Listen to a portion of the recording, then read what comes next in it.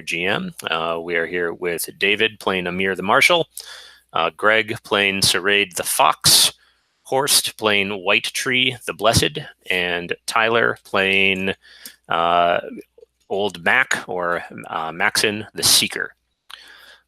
When we last left our intrepid heroes, they were following the trails of some Crinwin in the night, middle of the night, when their lanterns were blown out suddenly and everything was plunged into darkness. So, Sarid, you said you wanted to use a move? Yes, I actually already rolled for it. Danger Sense. You can always ask the GM, is there any ambush or trap here? Roll plus int. On a 10, hold 3. On a 7 to 9, hold 1. On a 6, don't mark XP, but nothing bad happens just yet. And I actually rolled a 6. Oh, okay. So you'll be shocked to learn that, yes, there is an ambush or trap here. So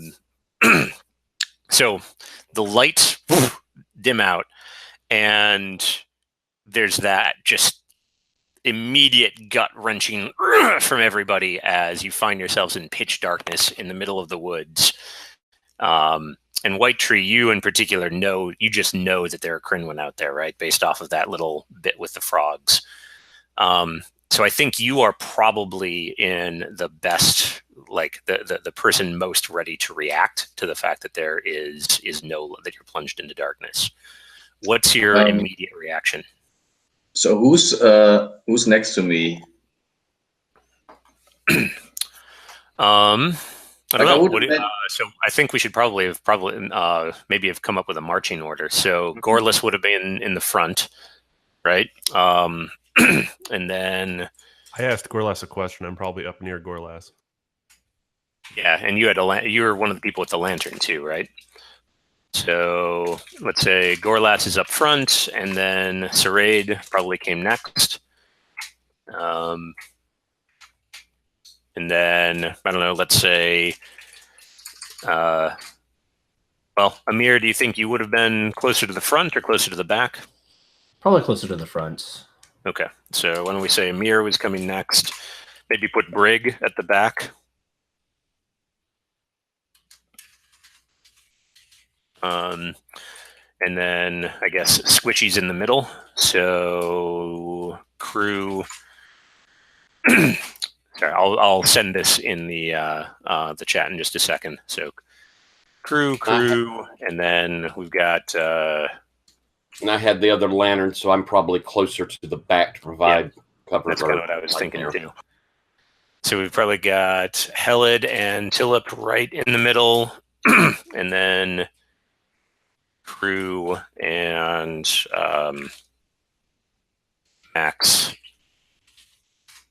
Crew. And crew. All right. So, how does that look for everyone for a marching order? Where's White Tree? Shut up. I don't know. Where is my White Tree? Yeah, I would imagine that she is close to Maxon. Okay. So why don't we put her right in front of Maxon.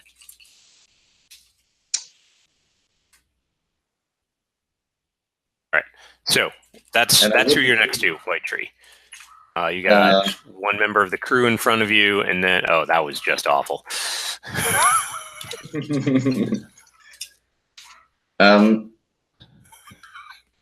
It's getting worse.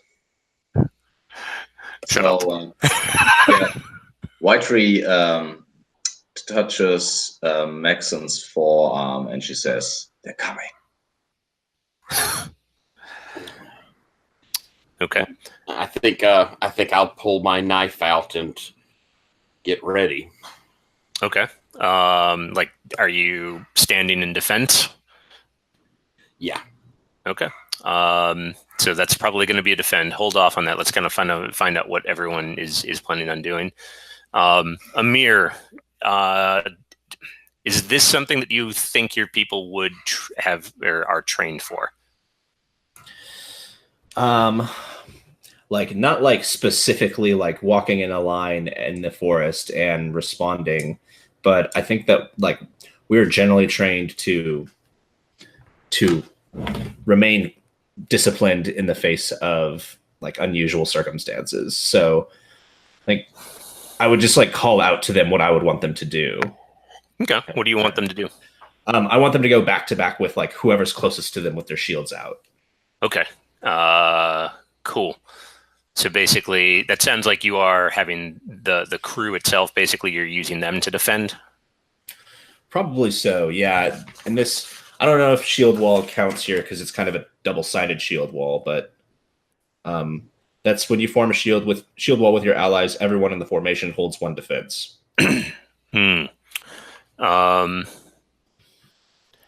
Yeah, I think getting like a shield wall up is probably not the same as especially since there's a number of non-combatants in the crew. And I think you could certainly like have them make like a ring around the non-combatants, but I think that would be pretty hard to do in the dark without everybody being able to tell where everyone is. Does that seem legit to you? Yeah. Okay. Okay, so I think you're gonna. So it sounds like but it still does sound like you're triggering defend with the crew. All right, so Raid, you're sort of like trying to figure out if there's a trap going on, and you kind of can't make heads or tails other than shit's coming. What are you doing? Very quickly notching an arrow in my bow, and quickly looking around. Perhaps even like pulling Gorlas back from the front so that he's not, the first one picked off if the Kremlin swarm towards the front of the group. Okay, sure. So kind of pull him back, notch an arrow, and then like it sounded like you were sort of listening or looking for danger. Yeah. Okay. And White Tree, are you doing anything other than warning Maxon? Also grab my dagger because that's the only thing I can do in a combat, I think. Okay. Cool. So anyone who is planning on defending, go ahead and roll that. And at the same time, let's see here. Saraid, why don't you go ahead and do a discern realities for us? And Amir, since you're having your crew defend, you get advantage. So I'm rolling 1 instance of this with my stats with advantage. Correct. Right? Okay. Yep.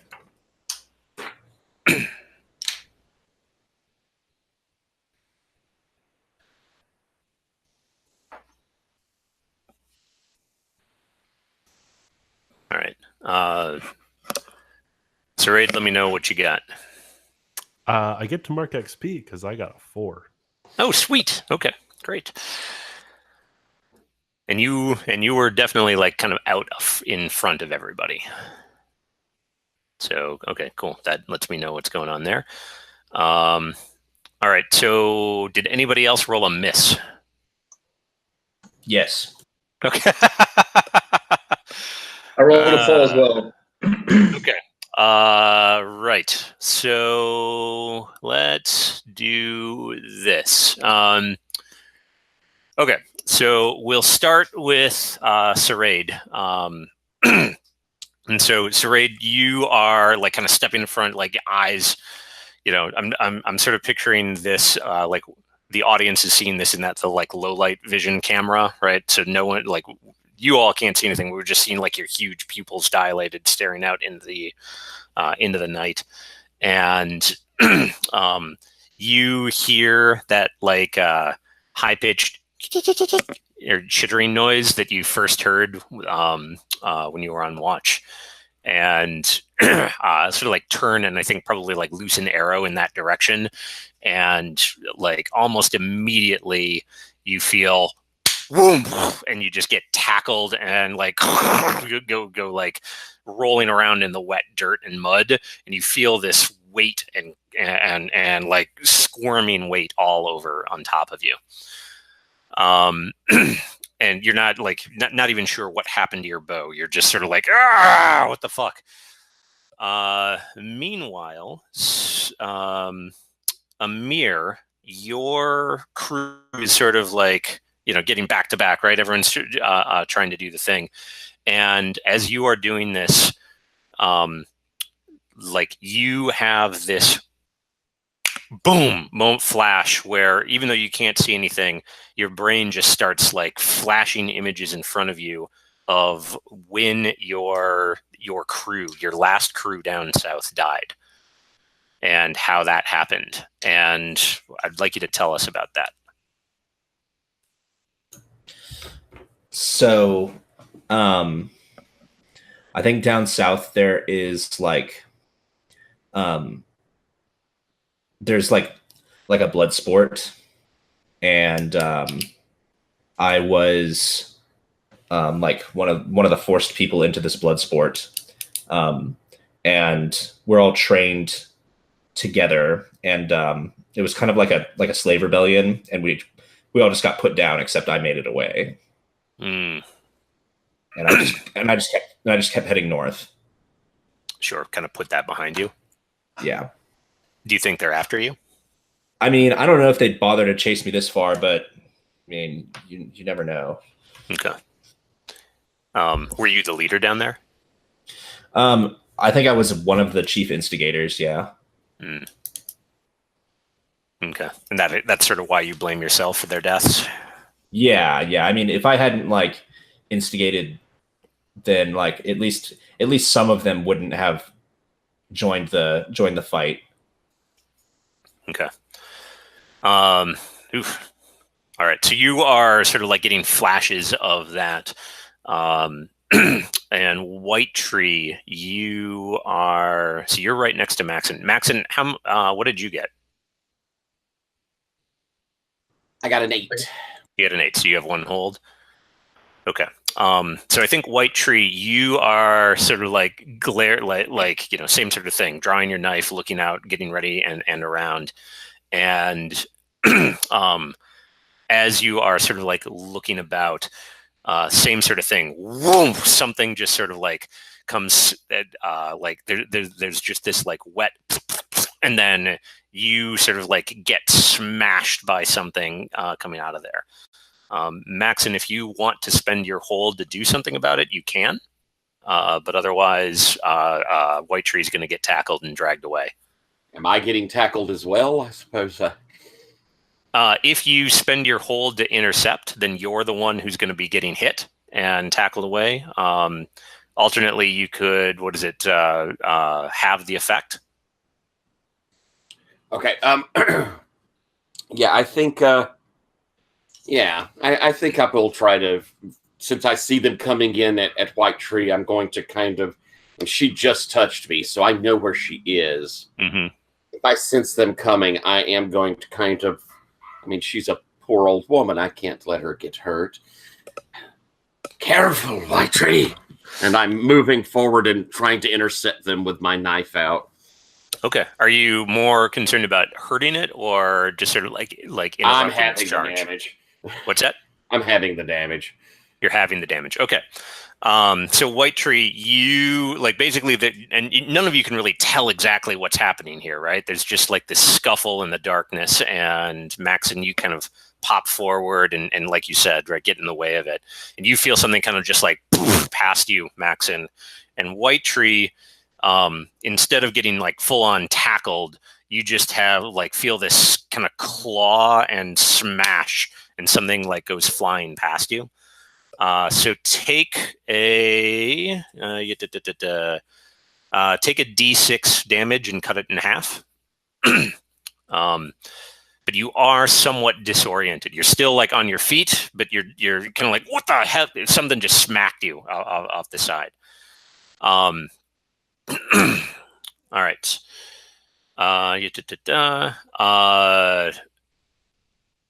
Yeah, and so White Tree, you can, like you said, like I said, you kind of get smacked by this thing, and it something moved past you, and then you all hear, excuse me, like the Amir's crew, like the various folks are just like, what's going on? What?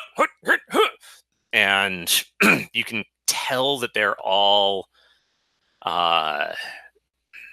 like They are trying to get in back or get into formation, but they just can't tell where anybody is. The fact that everything's in darkness, that nobody knows what's going on. They're staying as calm as they can, but there's a bunch of you actually hear somebody trip and fall, and just fuck, what the shit.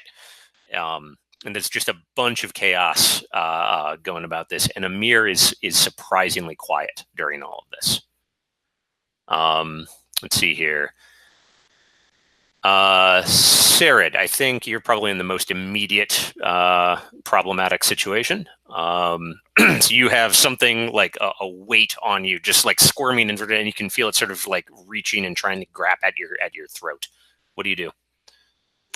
I'm trying to hold it off, with an arm bar, sort of keep it up away from my body, and I'm reaching back to get an arrow so that I have some form of weapon from my quiver.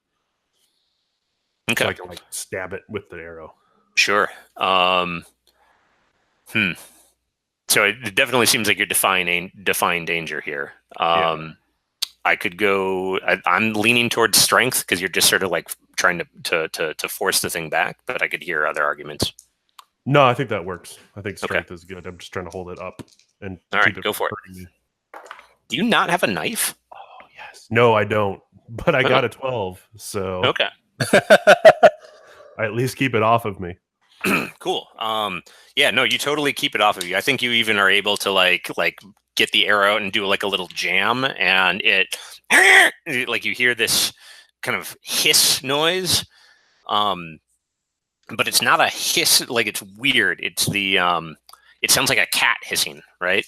It sounds just like a cat or a big bobcat hissing or something like that. And then all of a sudden there's you're free and there's nothing on you anymore. And you hear the sort of shouts and chaos coming from the line. What do I'll you? reach back What's for your? my. Sorry, go ahead. Go ahead. I was going to reach for my arming sword and then head back towards the group. Okay, so you're trying to kind of feel your way back into the group. Yeah. Cool. All right. So Maxon, I think you are probably kind of in the next best position to act here. All right. So you just kind of felt that thing go flying past you, heard maybe a grunt from White Tree.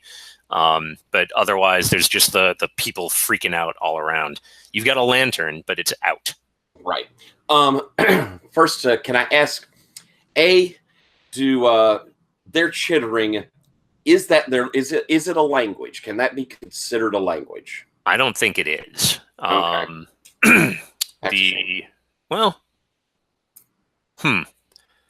It's certainly not a human, a language as you have ever studied one, right? Although you are a polyglot, aren't you? Right. Is it a living language? Is it a living language? Yeah, they must have some way of communicating. So yeah, I guess it's up to you. What's your experience with it, and how well can you understand this? I imagine not very well, but I think I probably have studied sufficiently to know how to speak certain words. They're too fast for me to understand anything they're saying. So let me give you a little bit on this. So there's there's definitely that high pitched chittering, right? And that actually, I think I think that's probably how they communicate, right? But they also, Crinwin are known for mimicking noises. One of the most dangerous things that they do is they'll hear someone's voice in the woods and then they'll repeat it and try and lure people out. Okay. But yeah, so you can kind of, it actually, what it makes me think of is there's primatologists that have studied chimps long enough and been out in the field that they can actually recognize the patterns and certain calls, oh, there's a cheetah nearby. Okay, cool. And we're in the forest. I didn't ask before but is it a super wet forest, or are we? Because I'm trying to think about what I'd last seen around me. I'm guessing it was thick and brushy around us. Yeah, I think it is. So it's a big old growth forest. Some of the trees are near redwood size, right? So there's actually substantial portions where it's just really light brush, and the but there's probably a good bit of deadfall too. What's that? But there'd also probably then be a good bit of deadfall where stuff is falling down. Yep, absolutely. Plus, it as Greg's pointing out, there were thunderstorms came by a few hours ago, so the whole place is pretty wet. Ugh, that's unfortunate, but I'll have to do what I can. Okay. I'm going to take that lantern and kind of just as quickly as I can, like open up where the oil goes in and dash it towards the side of this path we're on as I reach down and try to strike my dagger at a stone, hopefully causing a spark as I yell, make the noise of fire run, and I'm attempting to use my work with what you got. Okay. And what's the goal that you've got on this? Like, what are those three things? I'm hoping that it will cause enough fear that they're going to at least pull back, because hopefully this fire is going to jump up. They're going to get the sound in their own language of fire run, and it might give us a little moment. Them fire run. Okay. Right. Nice. Okay. And yeah, that's give us great. some light too. So, yeah. All right. Let's see how we do. Lovely if I actually got a good roll. I've had terrible rolls all weekend. Oh, but this time I rolled a 10, and that's a 12. Nice. So, remind me, what's the specific choice that you were going for on that one? So, when I use my surroundings, I choose one from if I hit, I get to choose one, and if I get a 10 plus, I choose one more. So I'm going to use the impede, interrupt their actions, and create an advantage that grants you or an ally advantage on the next roll to exploit it. Perfect. And so if, at least, Emir would probably be the target I'm looking at for trying to give an advantage to, since he's the leader of our group. Sure. So I think basically what happened is it's not quite as dramatic as this, but have you all seen Pitch Black or Pitch? So there's that point where they're all like a couple of them are trapped, right? And there's all these things in the darkness, and they one of them like drinks a mouthful of whiskey and lights it on fire, and there's this brief flash where they see the monsters all around. And it's something like that. It's not quite as dramatic, but yeah, you like kind of dash the oil, the flames go up, and you actually see like as this goes up, White Tree, I think you're the one that's probably closest to this. There's like a and you see one of the Crinwin, but it is like it looks different somehow. Like you've all seen Crinwin, and you think maybe it's just the flash and the light and the panic and everything, but there's something about it where it's just like its skin is this pale black, like almost even or pitch black with black splotches, or white with black splotches all around it. And when the flame lights up, it actually like recoils back and staggers away, and the flames are starting to kindle a little bit. Would you say that they are a perversion of nature? Oh, fuck yeah. Good to know. Certainly these ones are. And it sounded like you used your Danu's Grasp against them during the battle anyway. So I think we have established that they definitely qualify.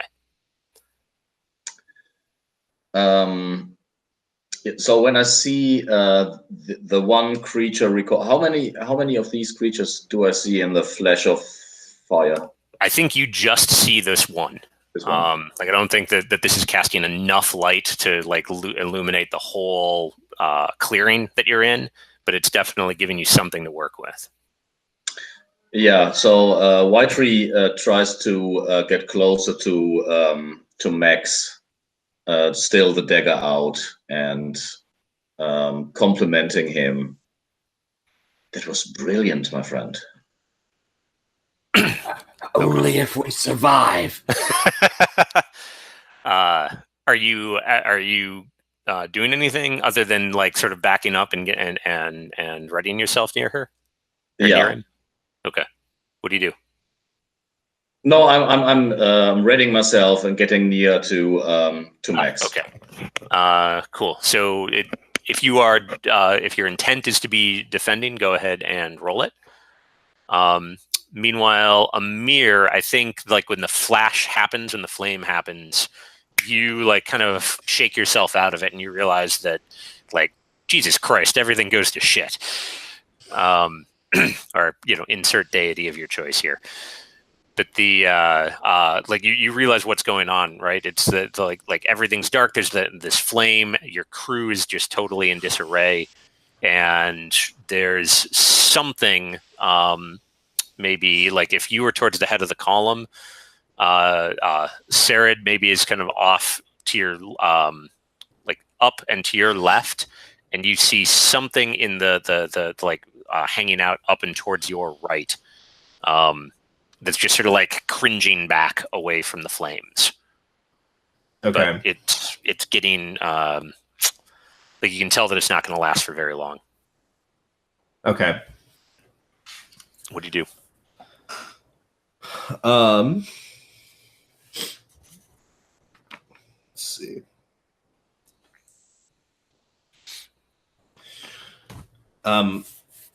I think that I start banging my spear on my shield in a rhythmic rhythm to catch all of everyone's attention that has trained with me, because this is like a call to formation, to try and form up to get ready to deal with that thing.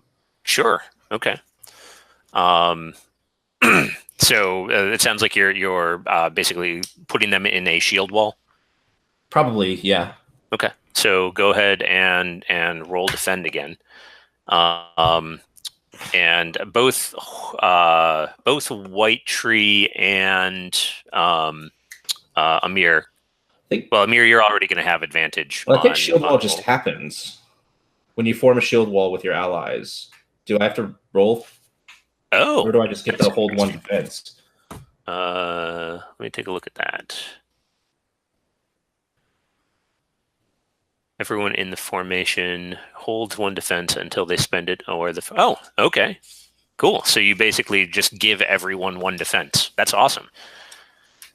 I had forgotten how that move worked. Okay. So you just bang, bang, bang. Everyone starts to form up, so you don't even need to roll. Yeah, like when I bang on my shield, like everyone who's able to like repeats the same thing until everyone is doing it. And is in the formation. Like that's how it works. Sure. Yeah, no, that makes perfect sense. And are you doing like a wedge against the one that you saw? Are you trying to like ring around all of the non-combatants? There's a lot of non-combatants, so I don't know if we could actually form an entire ring around them. I think we're just wedged up with them behind us against the one enemy that we're aware of. Okay. So I think that is so you're kind of like bringing them forward into a wedge. And as that's happening, White Tree and Maxon, you realize that they're like leaving that one kind of behind you, like on an exposed flank. And Sarade, I think like as the light kind of like flickers up and you see them starting to like gather and get into that formation, you're sort of like out and in front of the formation, and you see that thing. You recognize this as from your own experience in the Watchtower. When Amir starts banging on his bronze shield, it's almost like the cowbell noise that you were triggering, and then it just like and it starts like charging towards them. So I think it is not really paying much attention to you. So if you wanted to, you could probably try and intercept it before it crashed into the front of the formation. Yeah, I'll take a swing at it. Just sort of running as quickly as I can through the wet mud. Okay. Roll hack and slash. All right. And Dave, Amir, feel free to spend hold from your group to intervene in this. And it's with Dex, so that's actually a 10. Nice. Okay, cool. And Are it's you precise? So it's sort of. I'm not just swinging it. I just very quickly maybe run up on its side and like slide, and my sword goes up into its chest. cool? Are you dealing the extra damage and exposing yourself, or are you just going to deal damage? Yeah, I'll deal the extra damage. Okay. So that's plus 1d6 or 1d4? Yes, your damage plus 1d6. All right, here we go. Ooh, that's it's an 11. Seriously, Yeah. nice. Okay, so the good news is it's totes like you said, right? Like just like badass move, like sliding through the mud. The bad news is as you like gut the thing, it doesn't just die or spray blood, it almost pops. And there's this spray of black ichor that goes like all over you. And Amir, you're like right in the front, and the light is shitty, but you can still kind of like make out this like that is not right as far as how things are like bleed, right? They don't pop when you kill them. And the worst part, Amir, or not Amir, the worst part, Saraid, is like as you kind of like get up and you're recover from the move. One, it just feels almost burning. And then you realize later, like in a second, that it's touching ice. But then the worst part is when you realize that it's moving on you. Like, so take only a D4 points of damage, but it is ignoring any armor that you have. And to begin with. Okay, well then no worries there.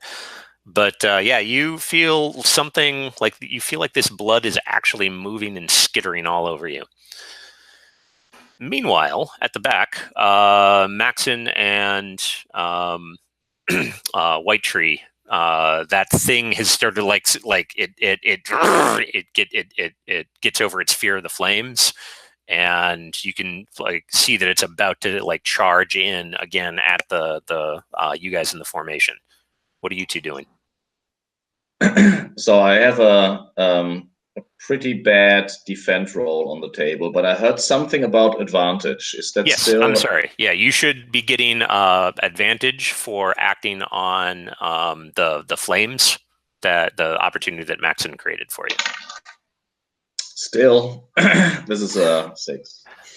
It's a 6? Yes. Okay, well, on the plus side, mark XP. All right, so I think what happens is that you're kind of like backing up and drawing your dagger and getting ready, and the thing basically just faster than you were ever expecting that it could. It's just it's on you and like tackles you, and your head like hits onto a rock or something or a root, and you take a D6 of damage, unless Amir has one of his people intervene.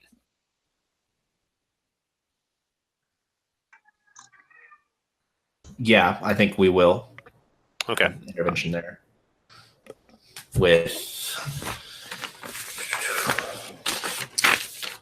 is it regular old defend like? Yep. Dungeon World defend. Okay.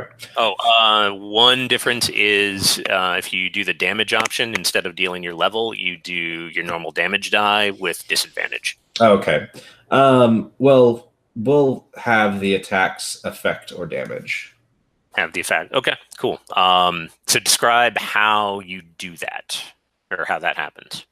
So it was like pulling over them, right?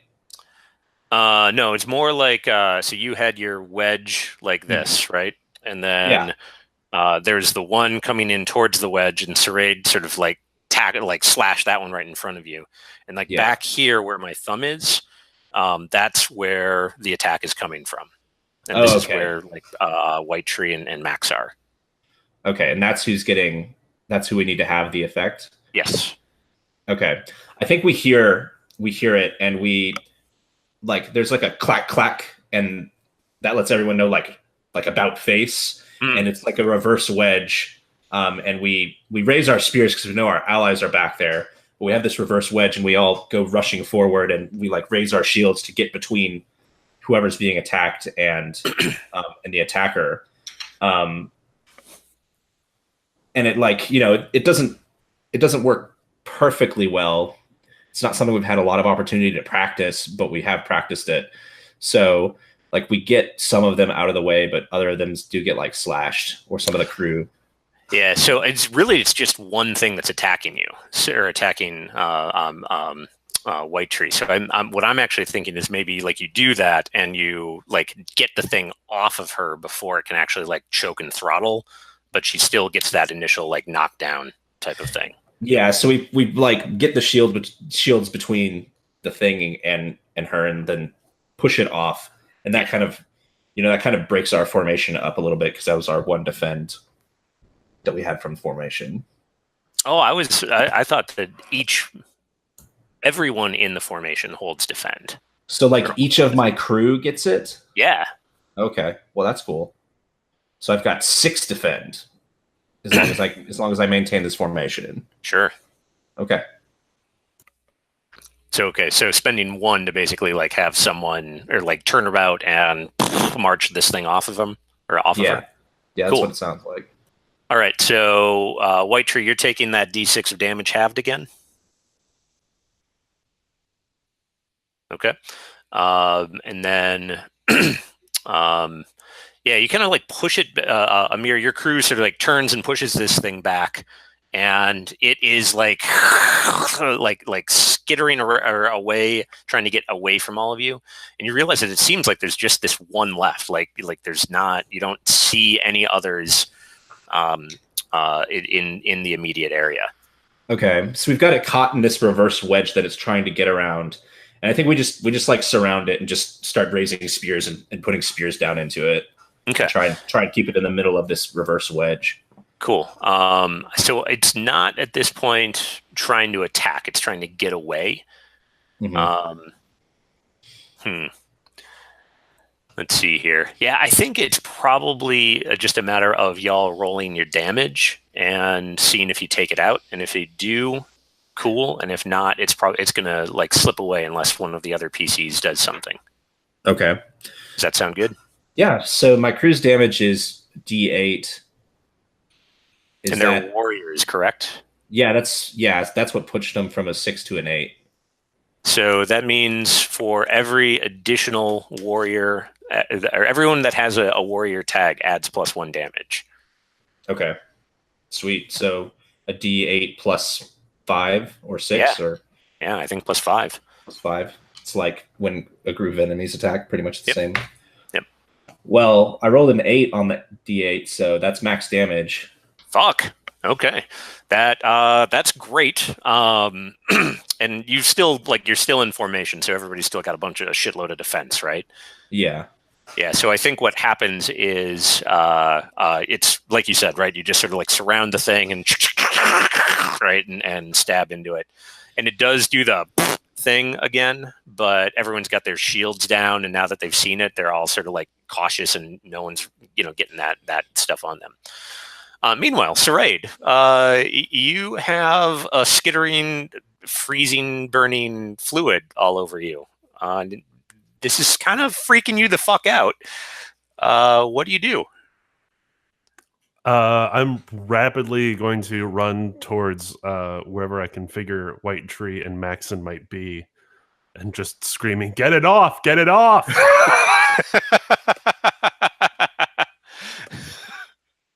All right. Maxon, I think Maxon, you are probably in the best position to hear that and respond to it.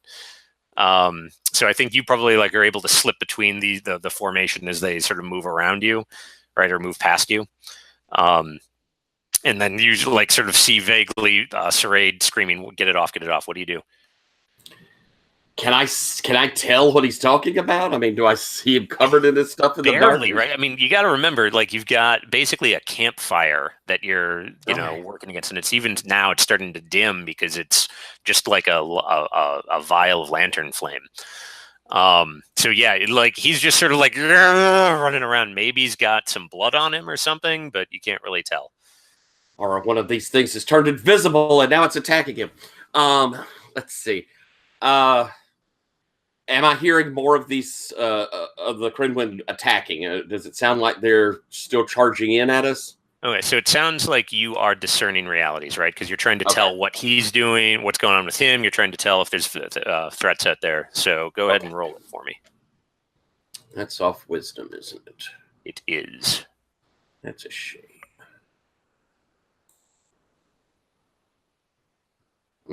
I got a 5. Okay. So I think that Saraid, you're going to take the brunt of this because you kind of like come running up towards him and he's just like looking around trying to figure out what's going on and maybe like looking at you trying to figure it out. And while he's trying to piece this together, you just feel like all of a sudden these things that have been skittering on you, you just start to feel it's like getting stung by a bunch of wasps all at once. Take another D4 of damage and you just start like, oh my gosh, the pain. It is just making you like clench up and, unless you are going to actively try and stifle it, there's probably some screaming coming. Okay, so with this failed discern realities, I can't tell what's going on with him. I'm thinking, oh Lord, there's still something attacking him. So if they're running, I'm wasting this. But so I'm going to reach into the pouch at my side and pull out one of my bendish roots, and I'm going to stick it into the fire there and begin trying to get it to come on alight. Sure. Okay. You start to get that. I've always pictured it as sort of almost looking like sage, like little bundles of sage, right? And so that starts to like light up. Meanwhile, he's freaking the fuck out. Maxon, White Tree, you have kind of like recovered, right? I think, and maybe rolled your way out of the formation as they finish stabbing this thing. And you like. Sarah is in a bad way, like you can tell, and Maxon is lighting this up. Amir and his crew are still like just stabbing the fuck out of this thing, right? Like they are going to town on it now that they've got it down. So what do you do? I'm trying to. So first of all, White Tree is in bad shape as well, but she sees that this black goo still moving on Saraid's body, so she's trying to use, I don't know, the wet leaves to stick it on his skin and then all his clothes and then rub it off. Okay. It sounds like you are defying danger with quick thinking. Mm-hmm. Okay. Go for it. Is quick thinking wisdom? Quick thinking is intelligence. Nice. Whoa. That is a 9. 9. Okay. So I think it's going to work, but I think that Saraid is going to take another round of damage in the meantime. So Saraid, take another D4. On the plus side, she manages to like get these things out before they burrow into your skin. And as this all sort of finishes up, the White Trees, you're kind of like you're like getting these things off. You realize that sure enough, there are little like verminous bugs that you don't even really recognize, right? Like these do not seem like any bugs that you've ever encountered before, that you kind of like get them off and smash them and like, pinch them and crush them. And they just sort of like burst into this black freezing goo. And as Maxon gets the Bendis root and starts waving it around on the area, like these things start to just like skitter and flee into the darkness. Is it possible to catch one of them? Yeah, I think you could probably catch one of them. What would you catch it in? I mean, my pouch is indestructible. I'm not sure I want an evil, like, abomination in the pouch. Let's see. I do have a wood carving kit. So is it possible to just like pierce it, like a butterfly or something? Sure. Yeah, though it's dark and it's small and it's skittery, so I do think I'm going to make you roll Dex to see if you can get it. And that is a 7. Okay. Yeah, I think you can pierce it, but it largely like it's like you get it, but it's largely smushed. Right, so it's not like it's going to be a great specimen to work off of. Okay. Amir, your crew is fucking this thing up bad. Like you're pretty sure it's all dead at this point. Well, that's good. Pretty sure it's not sure, so we'll stab it a couple more times and then break off of it.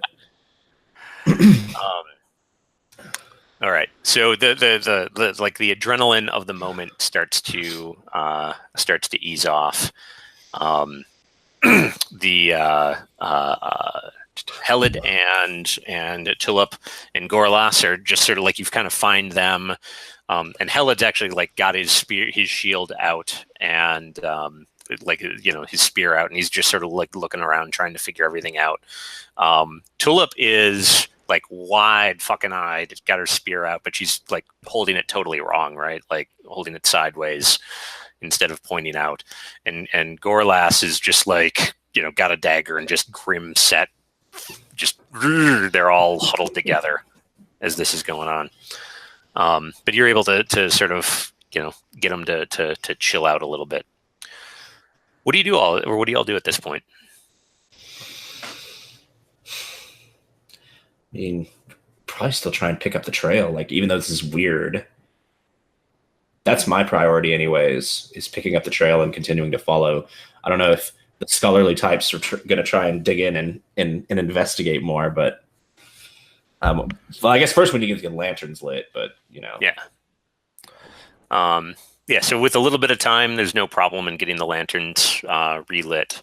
Does anybody have so Maxon, you used up all of the oil that was in your lantern, right? Does anybody have any crappy adventuring gear? I still have my decent, but all right. Well, it seems let's say with decent adventuring gear, you can produce like maybe say 3 more vials of oil. Okay, so mark a use. Yeah. Right. And but also jot down that you've got 3 vials of oil. Okay, right? good. So we well, won't keep 2 and the lantern lit again. Oh, yeah. And Sarade, how bad do you look hurt? Oh, it's pretty bad. I think there's like the flesh has that sort of raw redness that you get when you get like wind burn in the winter, and like everything touches it. Like I'm lower than half my HP right now. Sarade, my boy. Something that something that will cool this wound. Here, come here, and I'll reach into my pack and I'll begin rubbing some of this herb poultice and wrapping it around on your arm. So I'll mark that. We should have time for a slow, but poultice and herbs, I think that's is that 7? That's 7 hit points, unless you have a move that makes it do more. I do not. Okay. And White Tree, are you tending to your wounds as well? Yeah, definitely. Trying to apply herbs to the smashing wound on her head.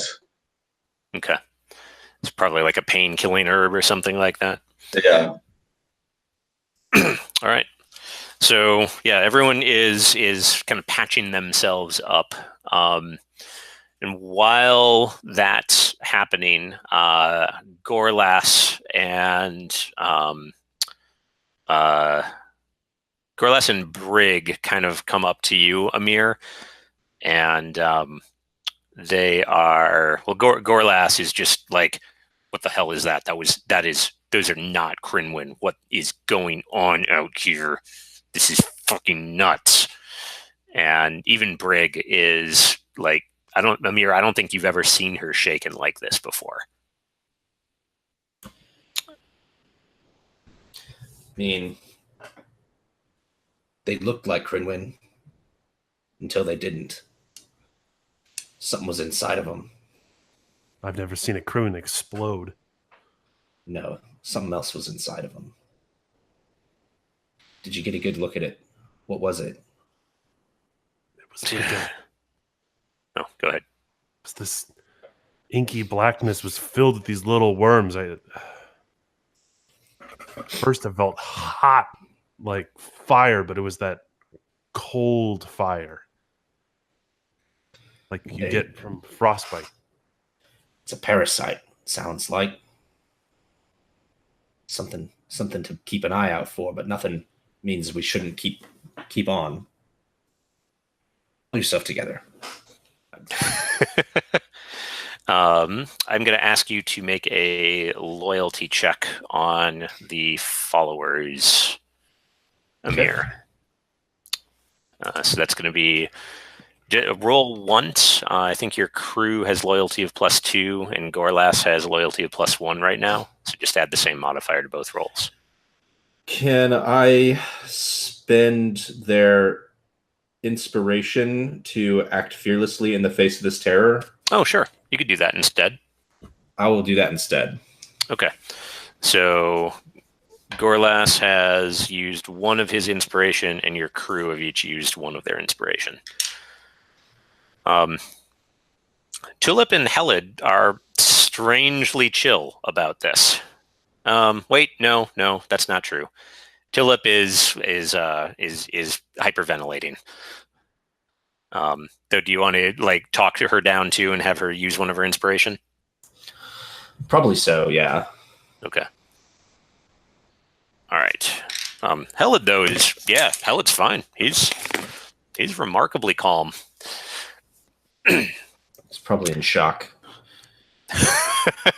That's fine. White Tree, something has happened to these. Brennan, have you seen this before? I have not. But this is what. Sure. I could think about whether or not I have seen it before. By spouting law, is that an option? Yeah, absolutely.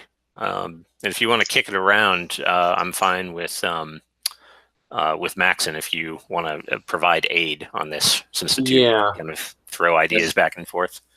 So I think that White Tree takes out the wood carving knife with a damaged specimen, and holds it into the light. This is what was inside them.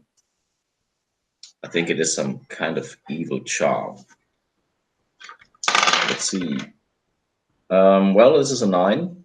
Sorry, this is a 9. You rolled with advantage? Oh, no, I haven't. Because I'm helping you. Oh, then is a 12. Okay, so I think the interesting thing is,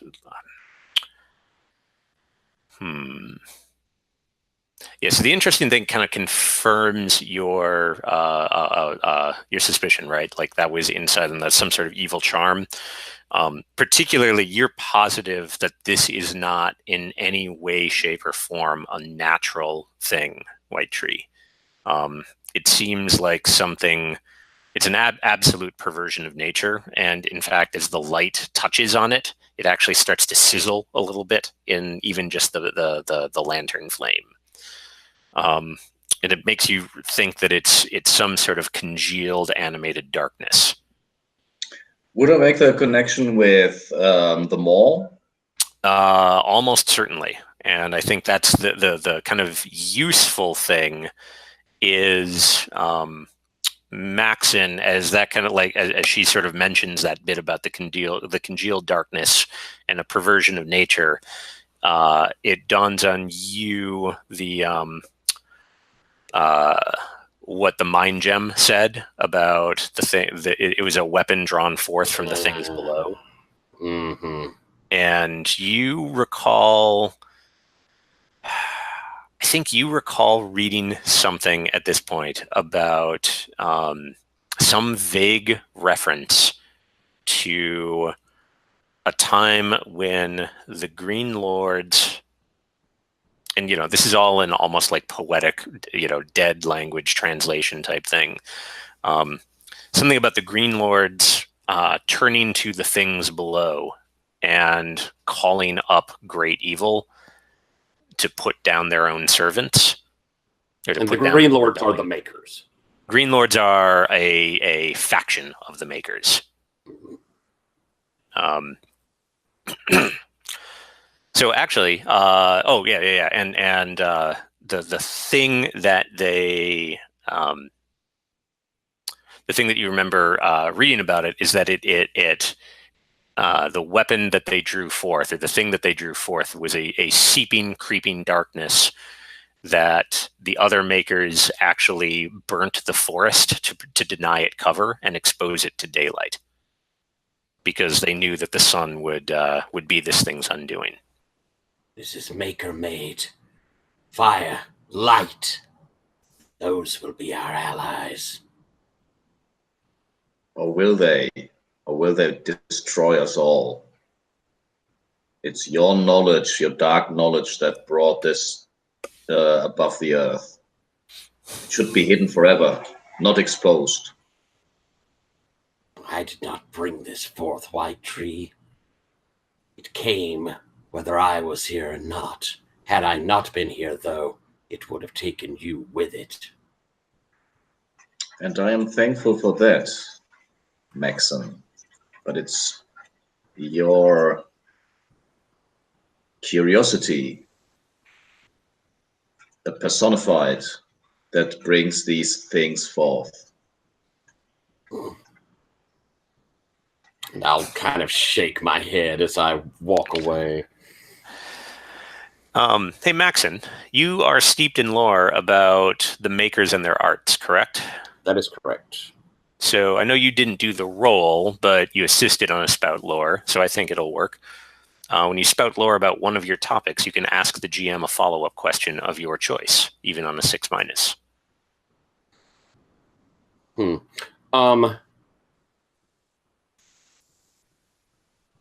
I have a pretty good idea on all of this, but do I think that these things do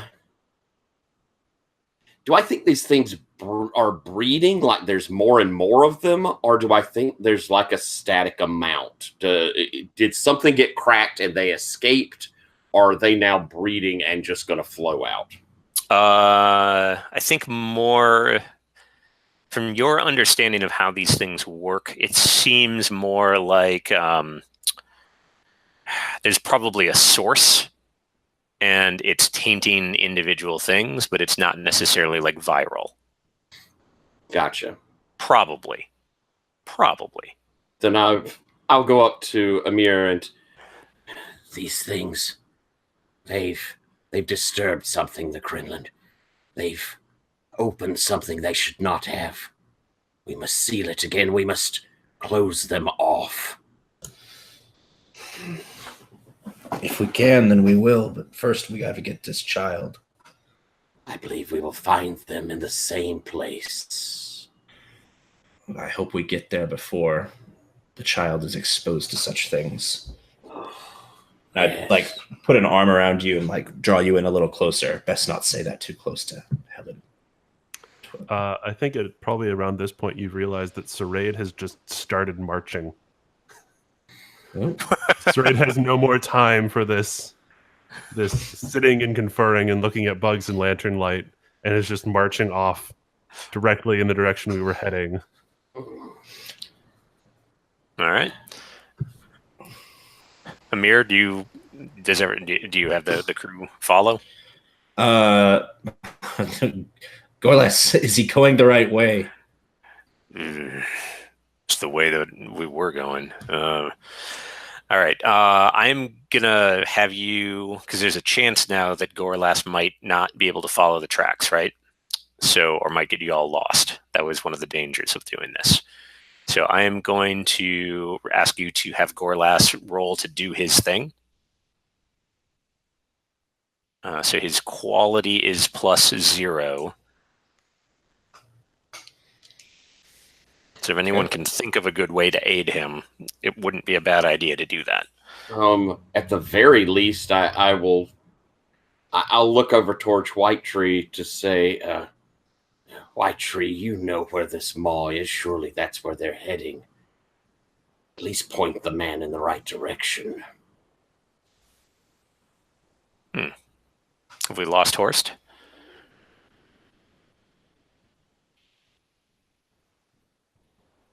I think we've lost Horst.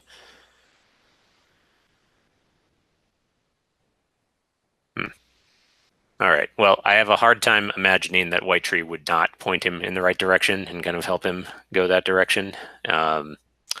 Amir, do you want to, since you recruited Gorlas, you want to roll for his quality? Okay. With advantage for White Tree. Horst, are you okay with White Tree helping Gorlas sort of lead him in the right direction? Okay, cool.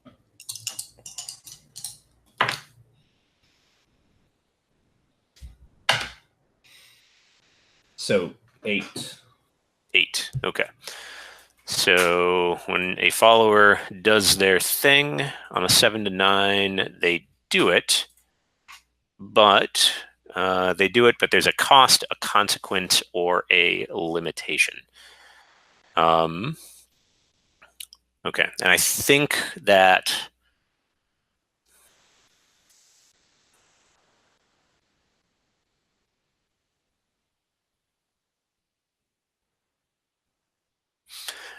the cost is probably going to be related to time.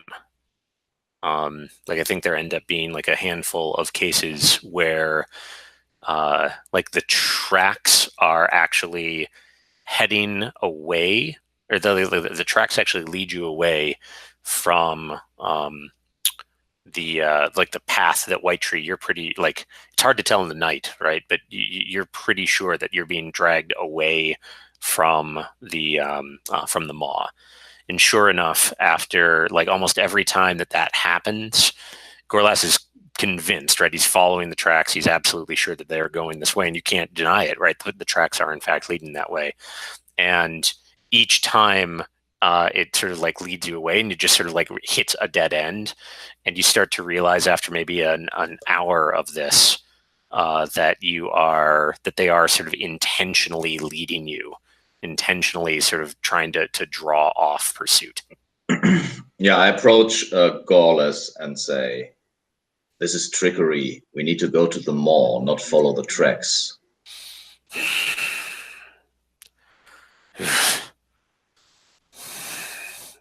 But the tracks, he kind of like looks up and like, sort of whisper shouts, "Amir!" What? Is that you wanted me to follow these tracks, not go to the maw? Which one are we doing? We following the tracks? We going to the maw? Or the tracks seem to be leading in the direction of the maw, but they seem to not want us to think that they're leading to the maw. So maybe we best head there.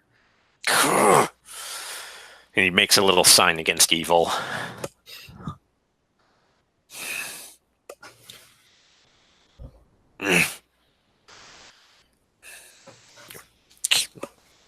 Lead us to our deaths.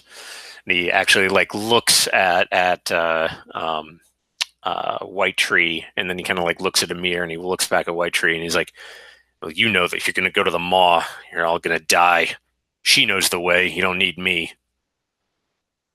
And you can definitely see that White Tree shudders for a moment and mirrors his gesture of averting evil. but we have to go.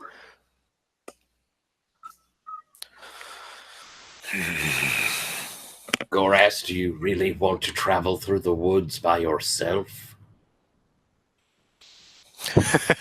He actually gets like a like. You that's how you usually go, but not at night. He huffs and kind of like stomps off, I guess, toward, basically heading northward. And fine. So I think his loyalty is probably going to be dropping by 1, unless you want to have him spend that last inspiration, Amir.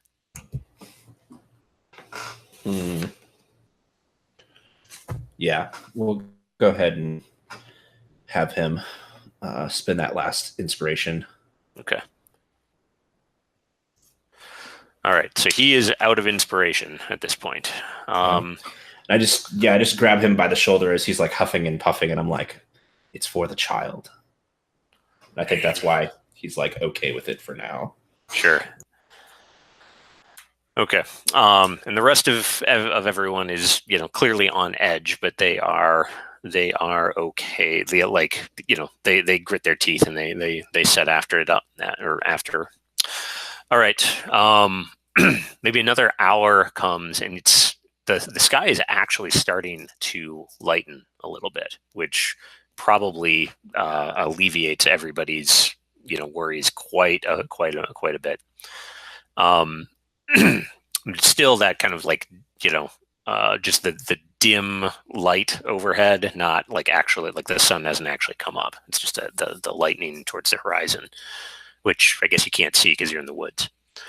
But after maybe I don't know, probably another hour or so, you find yourselves walking uphill towards this black jut of rock, maybe 30 feet, 30 feet wide, 40 feet wide. And it's covered in moss and weed and sticking point and so forth. But there's this crack in the front of it that is darker than anything. And I'd like you to each tell me what you see here that tells us, or that tells you that this is a place of supernatural evil.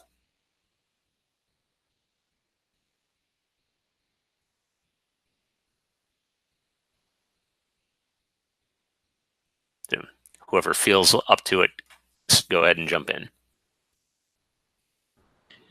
I think we can see as the things that are growing here twisted into shapes that are completely different than nature. The leaves pointed down, the roots coming up from the ground rather than going into it. Yeah, kind of piggybacking on that. The moss is growing on the wrong side of everything to avoid being exposed to whatever is emanating from this place. Cool. I think Serade's probably a little bit ahead of everyone, having stormed off. But there's this. The light is coming up, and it should be, continuing to come up. But as we approach, it actually starts to get a little bit darker and back towards night. And then there's also just this horrifying stench of, but it's a chemical smell, almost like an ammonia emanating from the area. Yeah, I think that there's also shadows don't match. So there's shadows fall to the wrong angle, or there's shadows of things that you can't see. Cool. Awesome. All right. So as you are approaching the maw, right, you're all seeing all of this. In the dim early light, you also realize that there are up in the trees, kind of So like the maw is up there, and sort of in the trees around the area, there are these papery wasp nest type things that are starting to grow up in there, but bigger than any wasp nest should ever be. And though Gorlas, when he sees that, he's like starts muttering Crinwin, Crinwin, Crinwin, Crinwin, Crinwin, Crinwin. And yeah, sort of at about that time, you all start to hear the little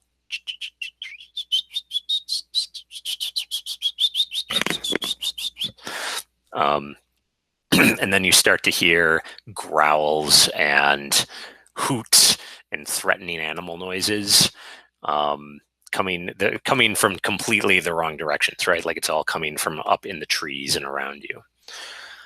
So you're there, you sense like a bunch of Crinwin up in the trees, like a lot of Crinwin up in the trees, and this crack in the maw looms in front of you. And I'd like you to think about what we're going to do, and we're going to take a quick break.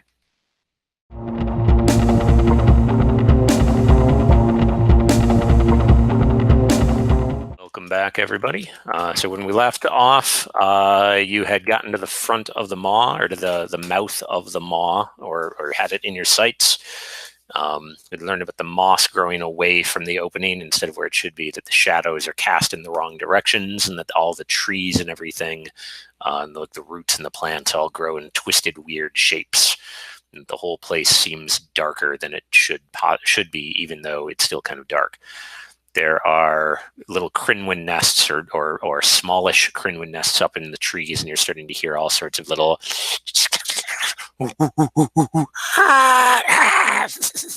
noises coming from all around you. And you've got, from the tree cover that you're under, it's probably a uphill, an uphill jog, if you will, of maybe 40 feet to get to the opening of the maw. And there's Crinwin starting to make their presence known all over the place. What do you do? Or I guess Amir in particular, what are you having your crew do? I mean, does this seem like the kind of battle we could fight? Also, is there, like, if we speak to the Crinwin, do they understand us? Is that something we know about the world?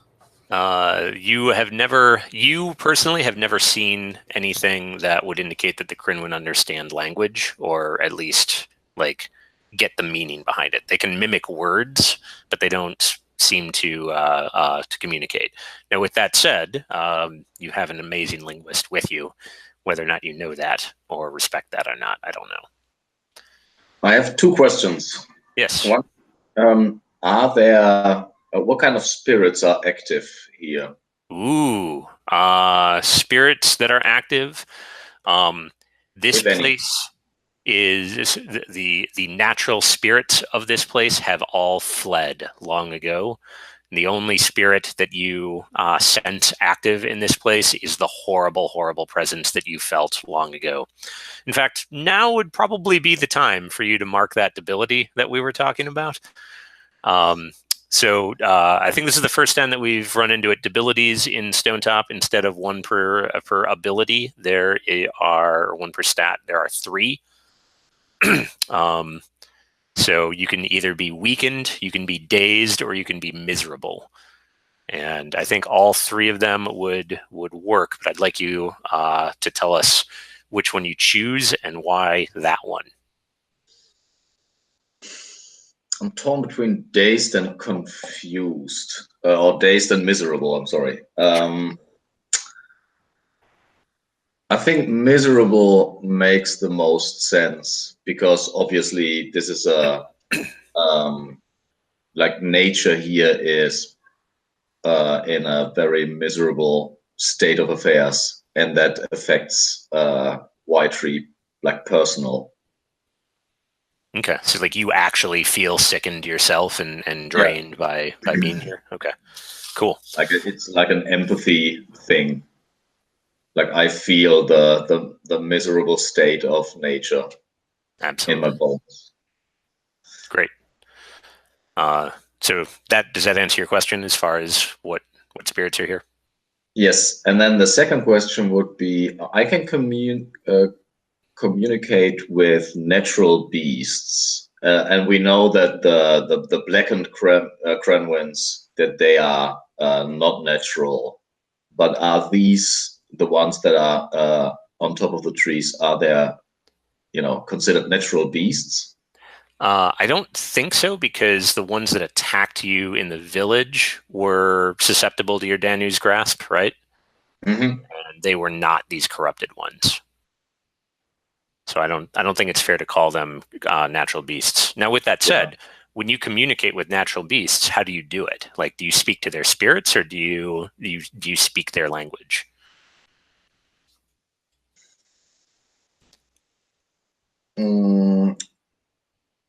Yeah, it's probably a gift that was bestowed upon me by the forest folk, that I can talk the language of animals.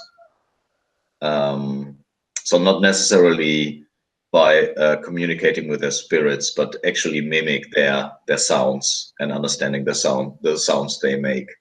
Okay. So I think with that said, you are actually, you're hearing all of the sounds that are being made, and you are actually registering them as, the various animal equivalents of "get the fuck out, this is my turf, get the fuck out, get the fuck out, fuck you, get the fuck out, get out, fuck off, man." Territorial, apparently. Yeah, it's all like territorial, get out sort of stuff. But that does sort of make you realize that they're using the same, they're using the right words, right, if you will. All right, so that you're definitely sort of like hearing that and listening and opening yourself up to the spirit world to sense what's going on. While White Tree is doing that, Sared and Amir and Maxon, what are you all? What's your plan? What are you doing? I have no children myself, but my understanding is babies don't stay quiet, especially if they've been kidnapped and not fed for a while. So I'm listening to see if I can hear Katie anywhere in the maw, up in the trees somewhere. Oh, okay. So that sounds like you will be discerning realities. Yep. All right. And Maxon, what do you think you're going to be doing? I'll go up to Amir and Amir, I don't have much more, but I'll pull out another Bendish root bundle. This may keep them away from us as we charge to the maw. We really should go as quickly as possible. I think you misunderstand our purpose here. It's not to go in the maw, but to retrieve a child. I think that the child would be certainly inside of the maw. Stay a moment. And I'm gesturing to get everyone to get their shields up and their spears up above their heads and kind of clump together. So if all of a sudden we've got a rain of these critters down on us, we can maybe keep them off our heads at least. As we I'm also trying to figure out I'm probably just aiding in the discern realities, but I want to know where the child is. That's why I'm here. Okay. So go ahead and so basically you're aiding by providing cover, giving him time, and the two of you are sort of just keeping your ears peeled, that sort of thing. Okay. So Sared, go ahead and roll discern realities. You have advantage on it. If you get a 10 plus, I'll have David ask one of the questions. I did get a 10 plus. Let's see. What happened here recently is probably the best one that fits for where the child is. Okay, so kind of keeping your eyes peeled and staring around, you don't actually hear the sound of a child. However, you do see those footprints, right? You do kind of, because it's still kind of wet and muddy in here, especially in this slope, because nothing really grows on it. And you see those footprints having kind of worked their way up and headed into the maw. So you're reasonably certain that that it is in there. It also dawns on you as you are like seeing these that those are the footprints that you have been following all along, the ones that have always been like there. More often than not, they have been smaller than the other footprints.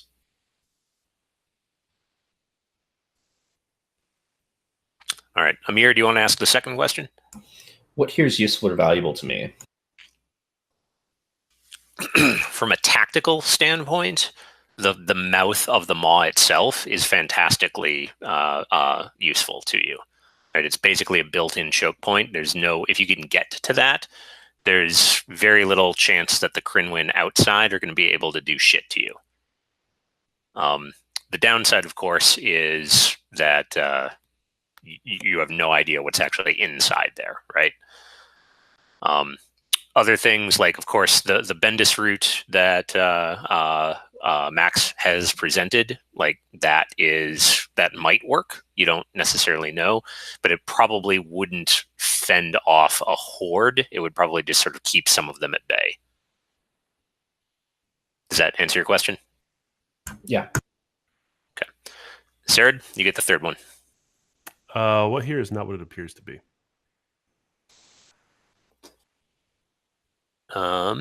You're being watched. You're being watched by something that is not physically present. You're being watched, in fact, by,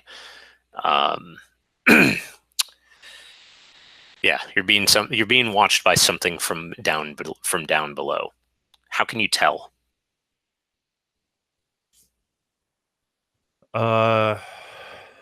Just as the shadows aren't exactly falling where they should be, there is sort of like this rhythm to how they move.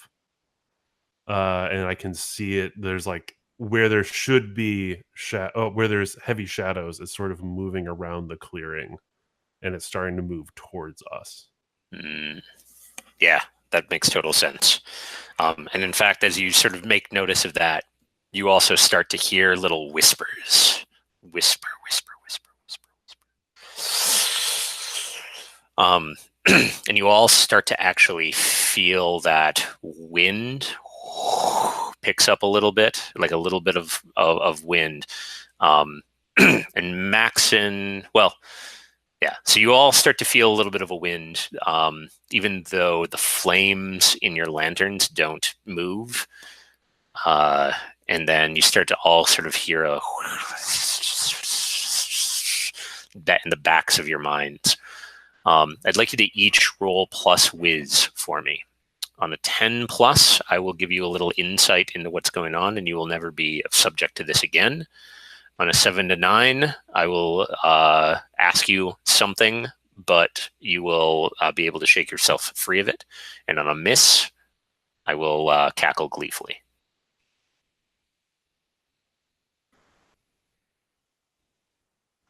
Well, time to cackle then. Yeah, you can cackle for me too. I got a 9. Okay. Got a miss. You got a miss. All right. So Maxon, you so you already told us once about that about your secret shame, right? Or the secret that you have, which is that you are carrying that soul sort of bound to you. As this whispering starts to pick up, you get a flash of Ithan, and you get a flash of a black gate looming open, and you sort of see something hovering in there. Like you see a woman draped in feathers hovering in the doorway, and you feel a tug on your soul, right? and you realize that it's actually Ithan's soul trying to get away. And he asks you, "Why won't you let me go?" You will go in time. I still have need of you. All right, and then you sort of like shake yourself out of it to find your compatriots are all sort of like somewhat slack-jawed, right? All right, so let's see here, Sarid. When was the first time you ever murdered someone? Very early. Let's see. I'm early 20s, probably when I was 16. It's an initiation ritual for the claws. You actually have to kill an innocent person, and they use it forever as leverage against you as blackmail. Um, and he was an old fisherman who went out into the marshes and trapped crustaceans. And yeah, that was the first. It was a ritual murder. It was horrible. Okay. So you find yourself staring down at this old Fenwalker again. And it's actually kind of shocking that they were having you do it on a Fenwalker, because those guys are like the badasses of Marsh Edge. Because anyone that's willing to brave the marsh has got to be somewhat crazy. But the fact that they caught him and dragged him and are having you murder this respected and feared member of the community, right? That sort of says something about what the kind of leverage that they wanted to have over you for some reason. But he's actually staring up at you, not even afraid for his life. He's just sort of like staring at you like, what the fuck do you think you're doing, kid? And that, I think, pierces your soul more than any amount of crying or wailing would be. All right, White Tree. What is... So you are... I think you are finding yourself like overwhelmed with the dark spirit down there. And I want you to tell me about the time...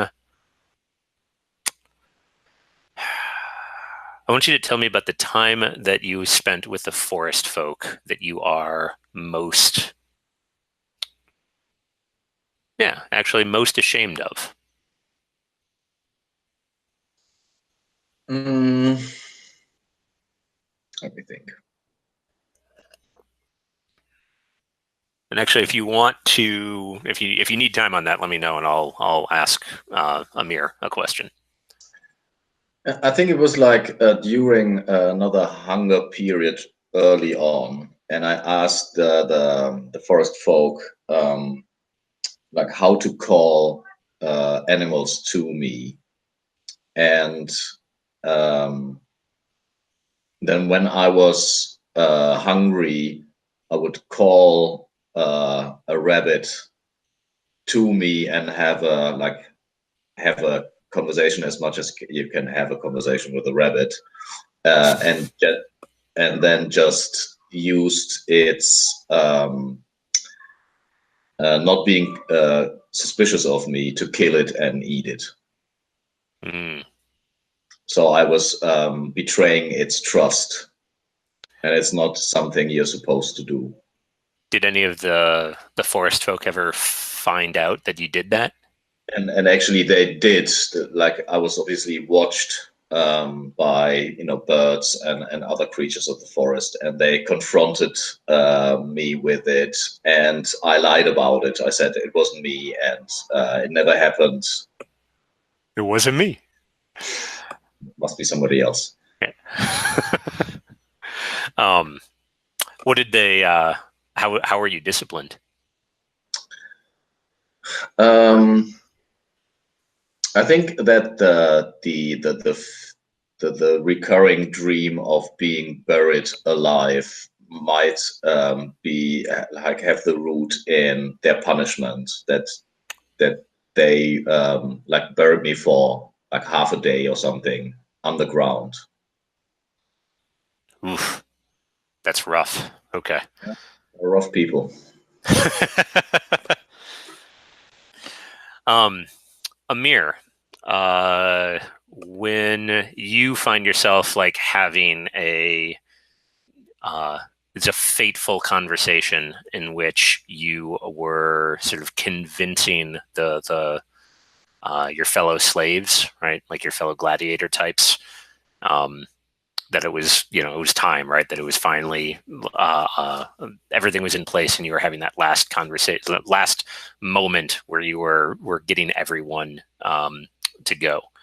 And there was one person that was sort of with you that was out of their depth, that you had been sort of like protecting all along. And what did they didn't want to do it, right? They were scared. They were terrified of what would happen. Who was it, and what did you tell them would happen? Or like, what did you tell them to make them come along with you and actually take part in this? So it was a kid that looked like almost a spitting image of that 17-year-old kid from the village at Stonetop. And I handed him this shield, and I said, if it's getting too crazy, you just have to keep your shield up, keep it between you and the enemy, and I'll be by your side, and I'll push through. That's not how it worked out. How did he die? There were too many people, and he was freaking out, and he dropped his weapon and just was holding the shield up and trying to keep everyone back. And I was trying to kill them as fast as I could as they're coming on, but they got us surrounded, and they cut him down. And I had to push through and leave him behind. Mm. So I think you're like sort of seeing this image of him like getting stabbed, right? As you have to, and like looking back and seeing him like just blood kind of pouring out of his mouth as you make your move and push forward. Maxon, you realize that all of your friends are like, holy shit, something's wrong. Everyone's zoned out. And you sort of recognize that image that you had of Ivan, right? I think you've had enough time with the mind gem fucking around in your brain that you recognize the feeling of something, an external force being in there. So you're pretty sure that that's what's going on. The others are not doing well either. Gorlas is fucking like freaking, like he's basically like hunched down and rocking back and forth. Tulip is just sort of like sobbing. The others in Amir's crew all just sort of like seem a little bit like they're kind of gritting their teeth. Helid is the only one who's fine, and Helid's looking at you, and he's looking around, and he makes eye contact with you, and he's like, what do we do? And at that moment, like, you start to see, like, hear Crinwin skittering down trees coming towards you. I look at him. Bang your shield, man. It will call them to their discipline. And I'm going to strike up that Bendish root and begin trying to wave the fumes around. We're under attack. Cool. That seems like quick thinking to me. Would you agree? Yeah. Okay. So defy danger with int. Right. And actually take advantage on it, because you are bringing an ally, or bringing a follower. They are aiding you. Okay. Let's see. Rolling 3. That'll give me an 11. Nice. Okay. So describe what happens as you do this and snap everyone out of it. I think he's smacking that shield, and it especially with the crew and with shucks, David. I'm so sorry. Amir. Oh, I have it written down. Amir. That triggers into that discipline, what they're so used to. So that probably is getting closer. And as these fumes are being spread about, I imagine it's really acrid. I like when you described it as sage, which is so strong that it's pulling them back. And I'm to arms, you idiots, get ready. Nice. All right. You all kind of like snap out of your reveries, right? Maybe like one at a time. And I think probably for White Tree and for Sarid, it's the smell of the Bendis fruit that sort of like brings the two of you back. And Sarid, it actually reminds you of Marsh Edge quite a bit, because that's where it comes from, and they just burn that shit all the time there. But then like, yeah, the clang, clang, clang, you all start to like snap to. Amir, I think you and your crew are probably the ones that are going to be the most poised to react. So you snap to, you start to realize that your crew is coming to, and they're like doing the hammer on the shield thing, and that's actually starting to annoy the Crinwin, and they're getting closer. There's like, you quick count maybe a dozen of them that are starting to like skitter down trees and move towards you, and there's probably more. What do you all do? I think we've got to block them, and while everyone runs towards the maw, sounds like that's the only way, and then we'll back up towards the maw as we can. Okay. So like basically like do a formation thing and then move back with the like to provide defense for everyone. Yeah. Okay. I'm gonna have you roll your followers' quality to do their thing. Okay.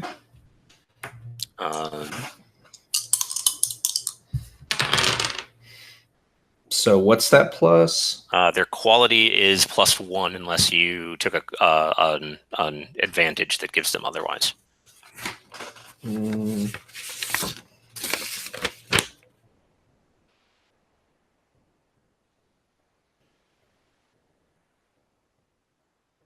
I don't think I did. Okay. I mean, a +1 follower is still pretty solid. So I'm sitting handily on a 6. Oh no! All right. Does anybody? So on a 6, you can do a retro aid if anyone has a way to do it. Or, well, and actually, since it's your followers that are rolling, like if you describe how you aid them, I'll tell you what the consequences are of popping that up to a 7. Okay. Yeah, I think they just need another minute, and I have to like leap out in front and give them that minute to get in formation before I can fall back and rejoin them. Okay, cool. So like basically you like charge out of sight of the group and start like stabbing and attacking and driving the Crinwin back. Yeah, just so they have enough time to lock into the formation, and then I'll, if it goes well, I'll fall back into the formation too. But yeah, there wasn't enough space. Okay.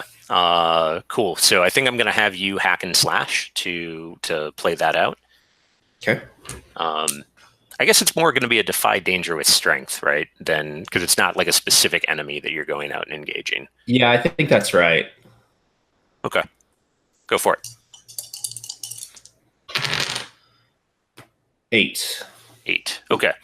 So I think what happens is you it's like you say, right? Like you go out, you start stabbing around and like smashing at these guys.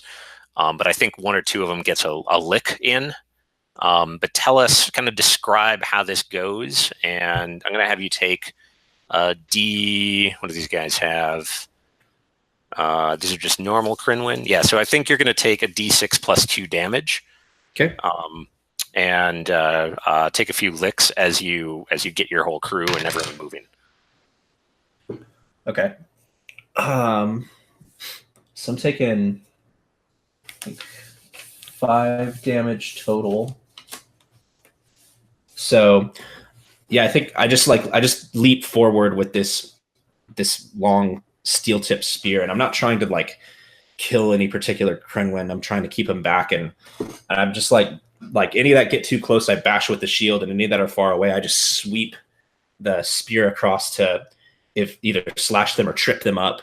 And I have to do this for like several sweeps. And like a couple get down underneath my shield and my legs and like claw at me before I can like bash them down into the ground and stun them.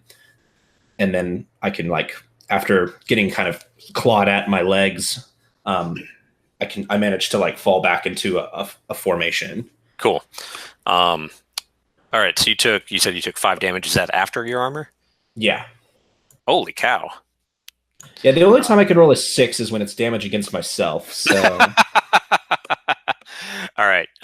Great. So I think you're kind of like limping a little bit from those claws, like behind your greaves. But yeah, you get the whole crew, like you get everyone together, and they are like, you know, it's a fight, right? Like it's a fighting move to get up there. And I think, let's see here. I think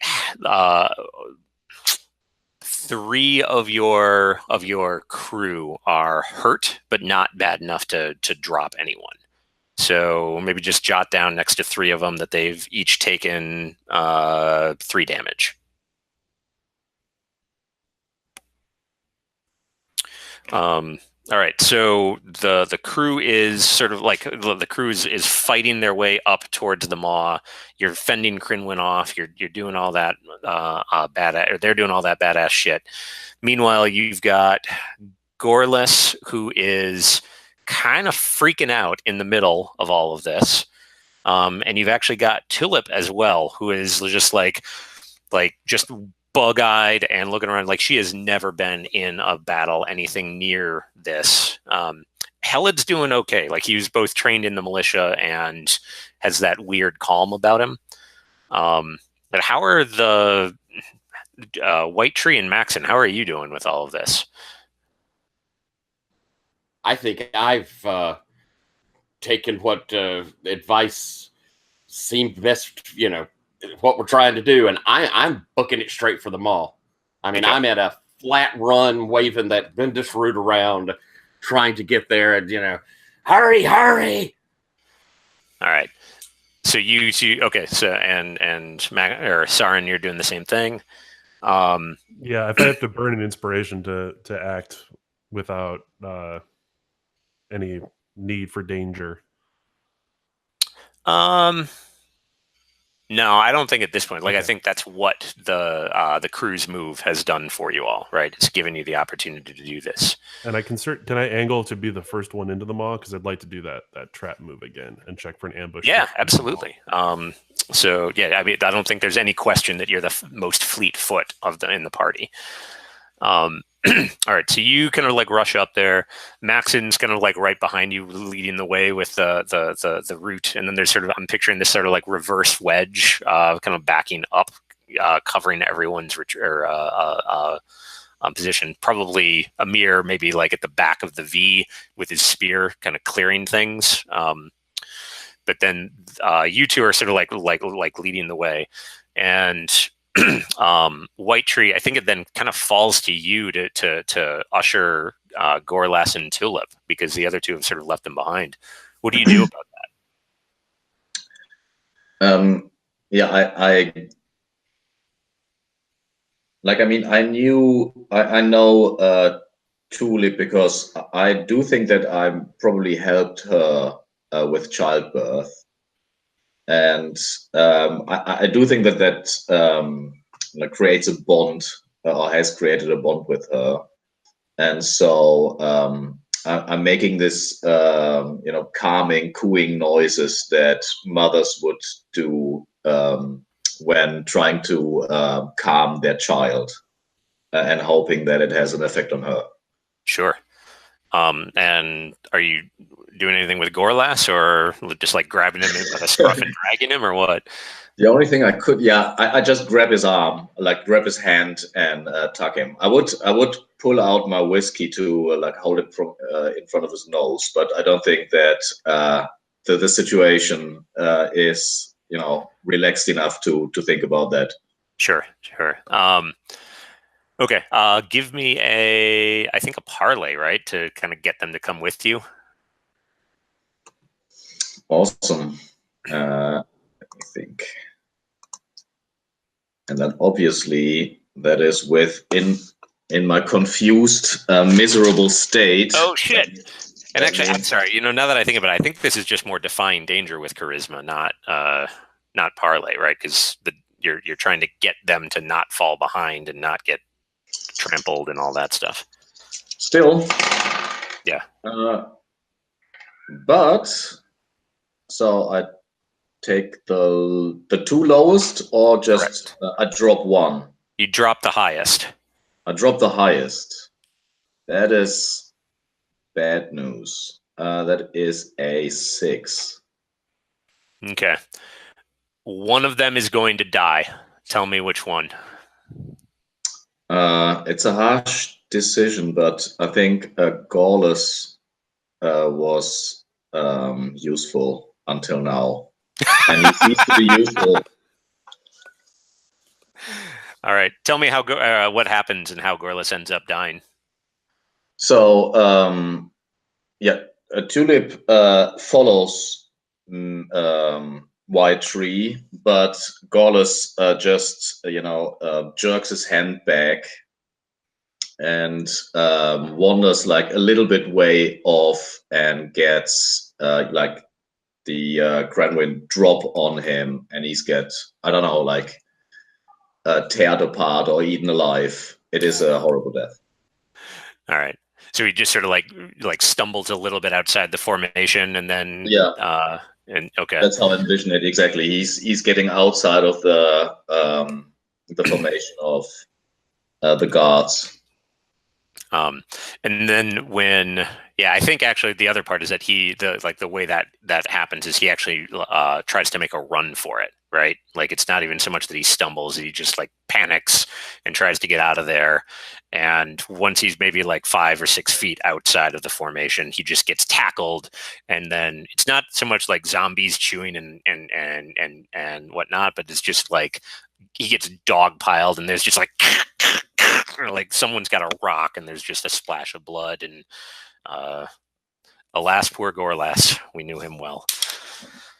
All right, Saraid, you make it to the entrance first, and as you get to it, there's a palpable, just like a wave of that smell that you talked about, right? That ammonia-like smell just hits you, and it just like turns your stomach, and every part of your body is saying, "Oh, right? No, don't go in there." What do you do? I'm gonna push through that and go for this danger sense. I'm sort of trying to figure out if there's any sort of natural trap or something that if we go in here, because the stories are that if you go into the mall, you don't come back out. Yeah, exactly. So is there some trap here? Is there something that's like, are the cave walls going to close in on us or something? I'm feeling the cave walls and trying to, ignore the powerful stench. Okay. So let me do just a little bit right here. Okay, so I am going to share share that screen, and the infinite mirror thing. Okay, so you sort of like head into this little cleft right here, right? You are like you're actually stepping in and forcing yourself in there, you said? Yeah, I'm forcing myself through. So I think that's going to be either spending inspiration, or I'm going to be asking you to defy danger. I'll burn an inspiration for that. Okay. So you step into this entryway just a little bit, right? Enough to sense for danger. And even before you do, like the first thing that you notice is kind of as I described earlier, the walls of this place are made out of these hexagonal stone pillars. And at first they seem like they must have been carved, but there's just so many of them. There's so much They're just so strange. And you realize in the glint of your lantern that there's just tiny, tiny little writing all over these things, like carved into every single one of them, and it just sort of goes on into that back chamber there. So that's sort of like your first initial impression of it, and then you're using your danger sense. Yeah, using danger sense to figure out if there's a trap or ambush waiting for us inside. There is a trap or ambush waiting for you inside. All right, here we go. Shoot, I can't get this thing to hit. Yeah, that's just a 6. So nothing bad happens just yet. Yeah, so you just have a bad feeling about this. Yeah. All right. So you're there, and Maxon is sort of like coming up close behind you, or shortly behind you, maybe huffing a little bit as he's waving this Bendis root around. And then the rest of the formation is maybe like, I don't know, like 30 seconds or so away. What do you do? With the bad feeling in mind, I'm putting the bow back and pulling out the sword because I think this is all a little too close to shoot anything. And forging on towards that back chamber to see what's back there. Okay. I assume you're moving, like, going cautiously? Yeah, pretty cautiously, but, there's somewhere in here, there's the child, so Sure. And I don't know how long the shield wall will last behind me, so there's a little bit of a time pressure. Okay. So you start moving through, and actually, like, as you do start to go in, you do hear kind of an echoey sound, but it sounds like it's coming from way further away than it seems like it should be possible inside here. Okay, so you start to like move into this tunnel. Maxon, are you following behind him, or are you waiting for the rest of the crew? Oh, I'm right on his heels, and maybe even giving him a little push. Okay. I'm definitely very much looking forward to getting in here. All right, so you, the two of you, are the ones with lanterns, right? So it's kind of like pre-dawn light outside, enough light to fight by, but it's well lit when you get in here. And Maxon, as you step inside, like almost immediately, your eyes catch on the most intricately, densely carved runes that you have ever seen, and they are everywhere on these walls, like every column. It's like imagine a cave made out of stone columns where every surface is covered with cuneiform. Can I spout lore as I'm looking over it? You absolutely can. In fact, I think you get advantage because it's about writing, isn't it? Yes. Let me know what you get. Oh, 1, 1, 2. So I am not doing well. I got a 5. Okay. So hold that thought. All right. Outside, Amir and White Tree and the rest of the crew, you are all backing up to this thing. And as you get closer and closer, right, there's just like all sorts of slaughter happening as like you're leaving the hill littered with Crinwin bodies. But there's just so many of these things. What's the plan, Amir, once you actually get up there? So if we get to the mouth, how many wide will it take to kind of have it blocked up with us so that they can't get in? I think if you like put 2 people at the doorway, maybe like one low with the shield and spear coming out underneath it, and one over them, connecting the shield with there. Like 2 people could hold that almost indefinitely. If you put 3 up there so that they could rotate, then you're pretty sure that they could hold this as long as they needed to. Okay. So I think when we get back here, I'll actually leave 4, because I want them not only to just hold this, but like if the Crinwins start to lose interest, I want them to go out and agitate them so that like by the time we get back, most of the Crinwin are dead. Oh, okay. So you want to. Okay, so you're actively leaving them with instructions to piss them off. Yeah, like when I come back here, I want the Crinwin to be dead so we can march out of here. Okay. You know that the sound of like metal on metal, or particularly like a bronze, like you hitting your shield, your bronze shield, seems to really piss them off. So I don't know if you've got like a cowbell on you, or if you want to leave your shield with one of them so that they can do that. Let me see what they've got that could do the trick. They've got enough to. They've got bronze-tipped short spears, so they could knock those together. And they've also got iron knives, so they can just knock the knives on their shield tips, like to agitate them. Okay. All right. Cool. That sounds pretty smart. All right. So you're going to leave them up there with the instruction to hold and agitate and exterminate. Yep. Okay. We will end up resolving that probably like as you guys get further into the thing.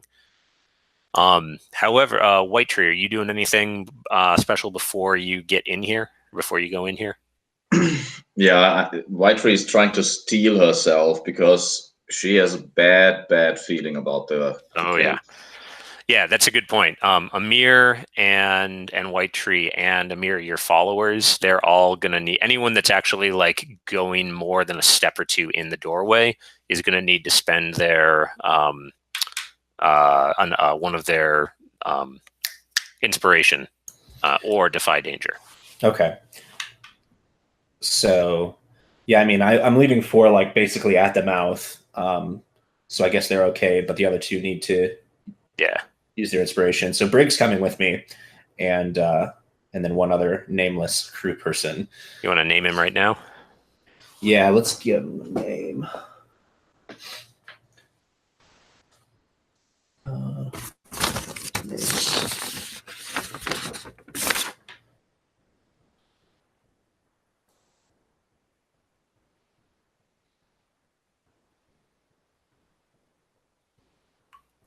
Can't say these names. Sorry, man.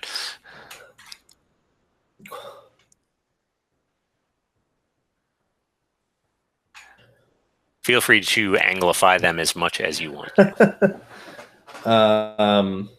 Cadfell. Cadfell? Okay. Yeah. Is it safe to say that you're bringing 2 uninjured people with you further in? Yeah, I think so. Okay. All right. So the folks that you've left out, 3 of the 4 of them are at 3 hit points. Have taken 3 hit points of damage. Yeah. So yeah. Oh, right. But they have. Yeah, that leaves them at 3 hit points. Yeah. Yeah. Yep. Okay. So you all kind of like force yourselves in, and man, it's creepy as fuck in there. But you find about like as you, Amir and White Tree, as you all step in and like kind of figure out exactly who's going in, you find Max is literally just sort of standing in the middle of that hallway, like right about here, right?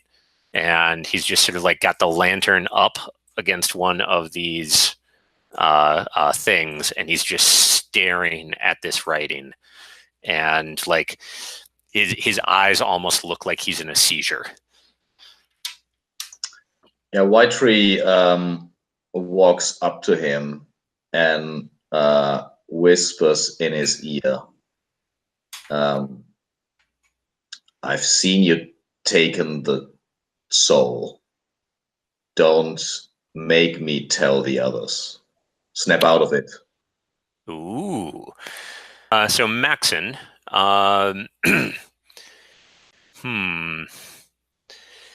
So you are okay.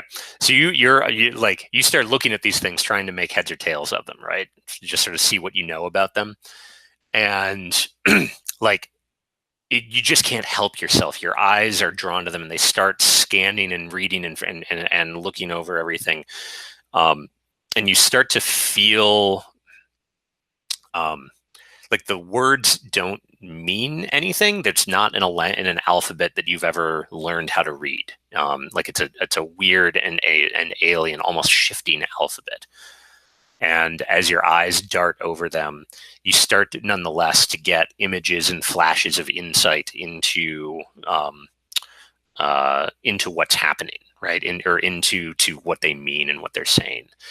And what you get this flash of a world long ago where you're clearly in the great woods, but the woods are filled with they're filled with fire, right? They're just the woods are burning, and there is just smoke and ash and embers flitting all around. And under the cover of that, and you find kind of feel yourself flitting from shadow to shadow to shadow. And the flame and the sun and the shadows are creeping away, and you're getting pushed further and further and further and herded. And there are these just beautiful, almost angelic figures that are starting to emerge out of the shadows around you, and they're all around. They're just sort of like stepping out of the shadows, stepping through the embers, stepping through the fire, and they're all singing. And as they sing, you feel yourself getting compressed and pushed further and further, and compressed and compressed and compressed.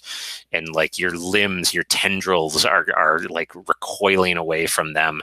And the song is so horrible, and you find yourself like almost becoming in like a fetal position and pushing yourself down into the ground to get away from them, to hide from them. And then the ground itself reaches up, and you just feel everything go and you seize up, and then it's just darkness and weight piled upon you. And that, like, you get this flash of that, and that you're stuck in this sense of being under the ground. And it makes you think of a time in your, not the stealing of the soul, but it actually makes you think of maybe the time before that you were most worried that you were going to die. And when was that? I think in one of my journeys, seeking knowledge, I had gone back into one of these caves and had lost my footing and slid down, and had probably maybe even broken my leg, gotten myself horribly injured, and the trying to climb back up, knowing no one would come, and as I am climbing my way back up, I hear someone, and I'm just crying out to them. And as they show up, I have completely debased myself in this attempt to get out. I've been there for days. I'm covered in where I've had to pee and shit on myself. I am just debased and humiliated as this person drags me out. All right. So like you're sort of like still reliving that when the others come upon you. And I also want you to make a note that you are going to be plagued with nightmares about the horrors that lie buried in the earth from here on out. Oh. All right. Which, I guess White Tree might just be welcoming you to the club at this point. All right, White Tree, you come across, like you said, you kind of like say that, to kind of snap him out of it. Yes. Okay. Yeah. The idea behind it is that he is a selfish person, and the only thing that will, convince him to do anything is self-preservation, to be not exposed, concerning his sins. Okay. And I think they're coming. They're coming. They're going to trap me here. They're coming for me. Cool. I think, yeah, actually, I think like that I've given you penalty enough there. So yeah, like you kind of like hear those words or snap to just in time to hear White Tree saying those kind of really fairly mean things to you, right? Well, or mean but true. So yeah, he snaps to. There's this kind of glazed look in his eye, White Tree. And then while that's happening, Sared, you have been kind of like creeping forward, holding the light, and you find yourself getting into this chamber in here, right? Yes. Okay. Are you doing anything in particular as you go forward? Like, are you discerning realities as you go in, or are you just sort of like at the ready for whatever happens? I'll go for discern realities. I'm trying to use all my other senses except my sense of smell. Oh, sure. To figure out, is this as far as it goes, or is there more to this? Mm-hmm. I'm hearing that noise. It's weird that the baby sounds further and further away. Yeah, go ahead and roll it. Great. That's a 3. All right. Well, mark XP. Yay. All right. So, I think like you can like step out of the tunnel into this larger chamber, which is again just more of those hexagonal pillars. It's almost like just strange. And as you're shining the light around and listening, and maybe like have like your hand up over your nose with the sword kind of down against it, or like away from it or something like that. You are just sort of like looking around trying to figure everything out, and like the camera, like the audience, see like a shadow flit behind you, and like as you turn to look for it, the shadow flits in another direction, and then you turn and then like something actually reaches out of the shadows, and there's a like you feel your throat, like something just grabs you from behind. You drop the lantern, and there's a and you get dragged away. And yeah, I think Amir, like you probably sort of just like we're maybe pushing past Maxon and White Tree to see what Sared had found. When like he drops the lantern, it cracks and flickers a little bit, and then there's a little scuffling sound, and then nothing. What do you do? I'm gonna hurry after, try and catch up. All right, so you rush in and you find the room. It appears to be empty. There's just like a little tiny flickering flame, and then the light of Maxon's lantern kind of floating in, but you don't see any sign immediately of Sarin. Like look up. Okay, so you're also kind of like trying to figure out what's going on. Yeah. All right. Yeah, like looking around, there's nothing obvious, so this is gonna be discerning realities if you're trying to figure out what's going on. Okay.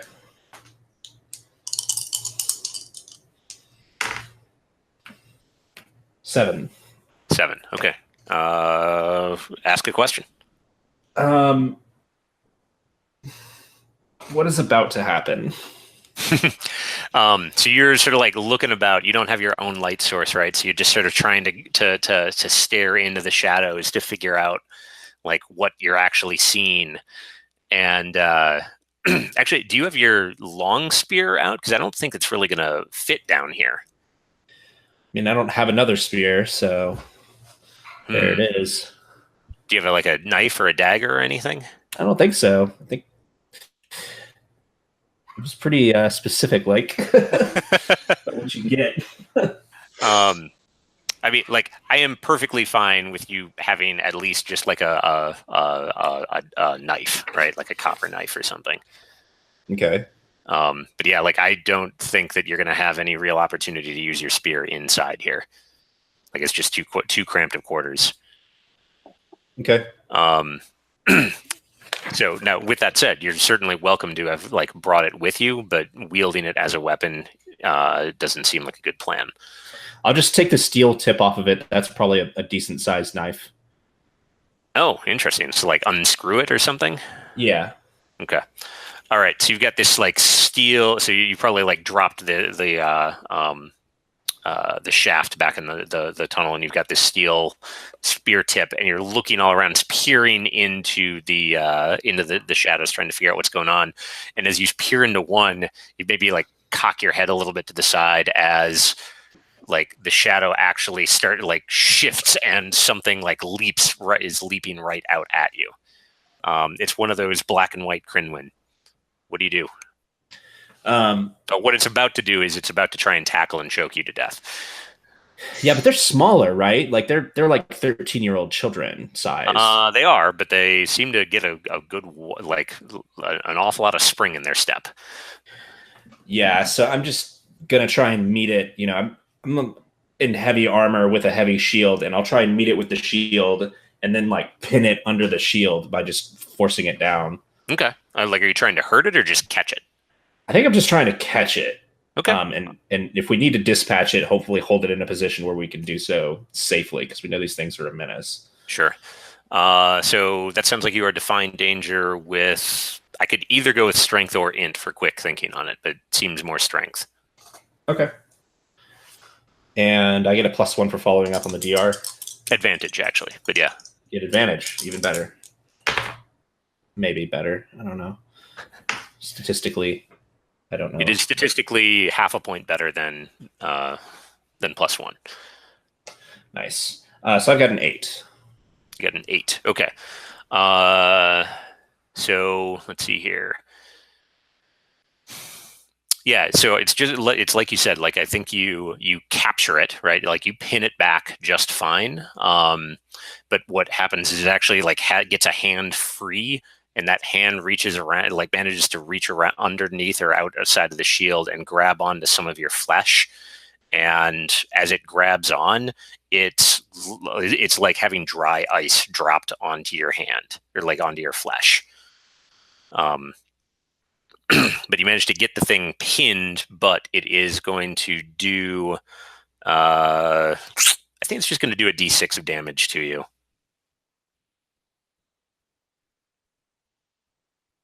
Okay. Before you can like kind of rest your arm free and get it pinned more securely. Does armor apply? I think not in this case, right? Because it's sort of specifically reaching around the armor on this. Okay. All right. I assume you're still up? Yeah. Okay. All right. Maxon and Saren, and you and Brig and Cadfell, you're kind of like still back in the tunnel. Actually, I guess Brig and Cadfell would kind of like come in and maybe put spears to this thing's throat, or put their shorter spears to this thing's throat. So I guess there's a question of, what do you all want to do with this?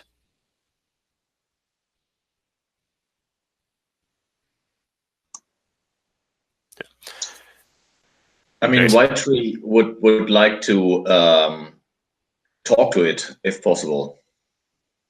Okay. What do? How do you go about doing that? So the situation is, the creature is surrounded by spears and daggers and everything. It's like pinned with a shield, and there's a couple of the crew like with their spears leveled at it, and it's just sort of like squirming, and eyes are bulging, and it's making all sorts of like "I'm gonna fuck you up" noises. So White Tree says to the others, "Don't kill it just yet. Let me talk to it." And I will point out that like, you all don't know where Sared is. Like, he dropped his lantern and just disappeared. Well, that's what I want to find out. Okay. I'm just making sure. Go ahead. So like, there must be some kind of sound that they make when they don't mean any harm. Like, I make that sound. Like, I'm not going to hurt you when you answer my question. Okay. How does it? Yeah. So Give me a defy danger with charisma. Obviously. I guess, sorry, I guess this is more of a parlay, right? You're just trying to get it to calm down and answer your questions. So it is an 8. An 8. Okay. So on a 7 to 9, it will reveal how you could convince it, but it will be distasteful, difficult, or costly.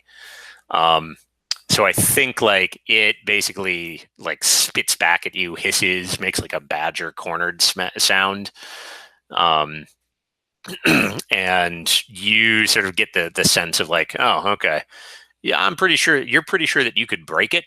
But you're also pretty sure that it would take time and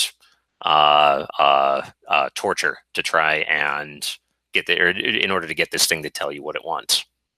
Hmm. Do you tell us that? Yes.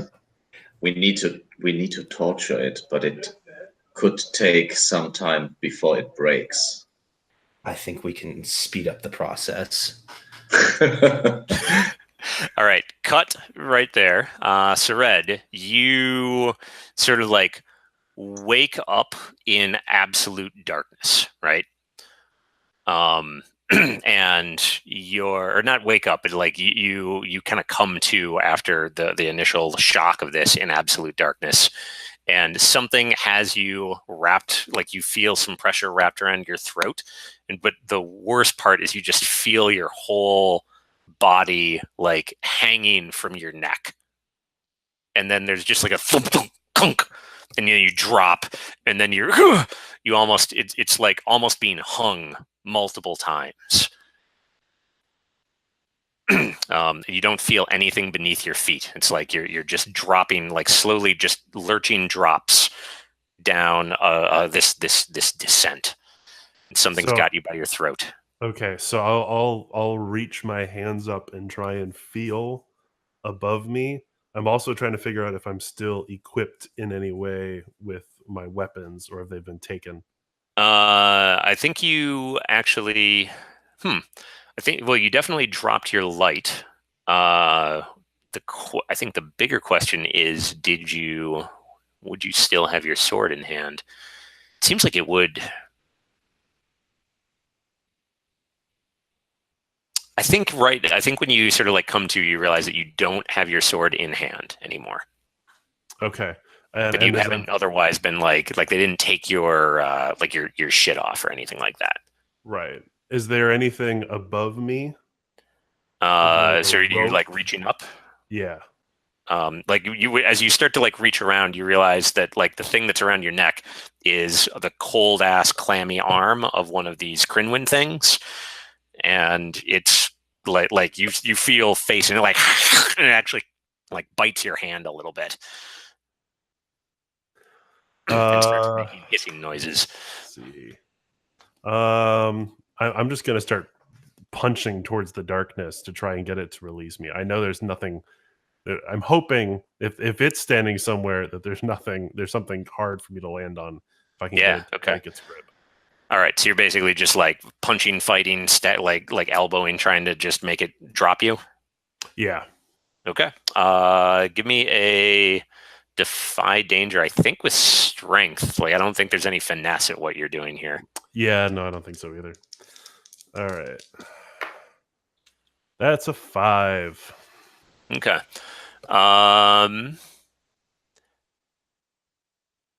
So the good news is you succeed.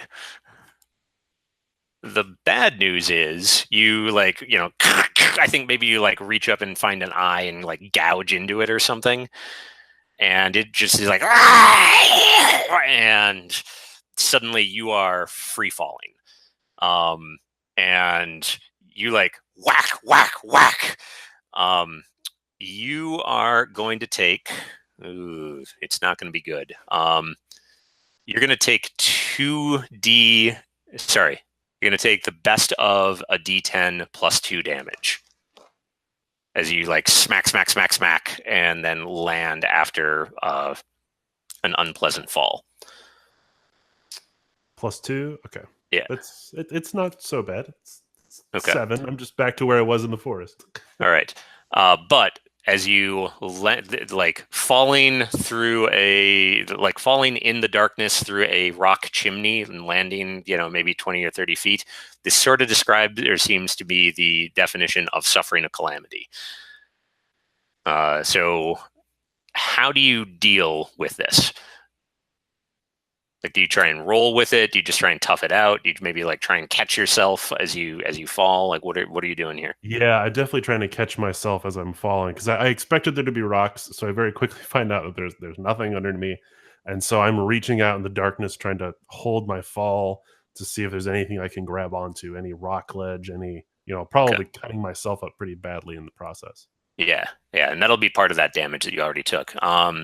So give me a defy danger that sounds like strength again. Could it be Dex for rock climbing? No, we'll go with strike. That's fine.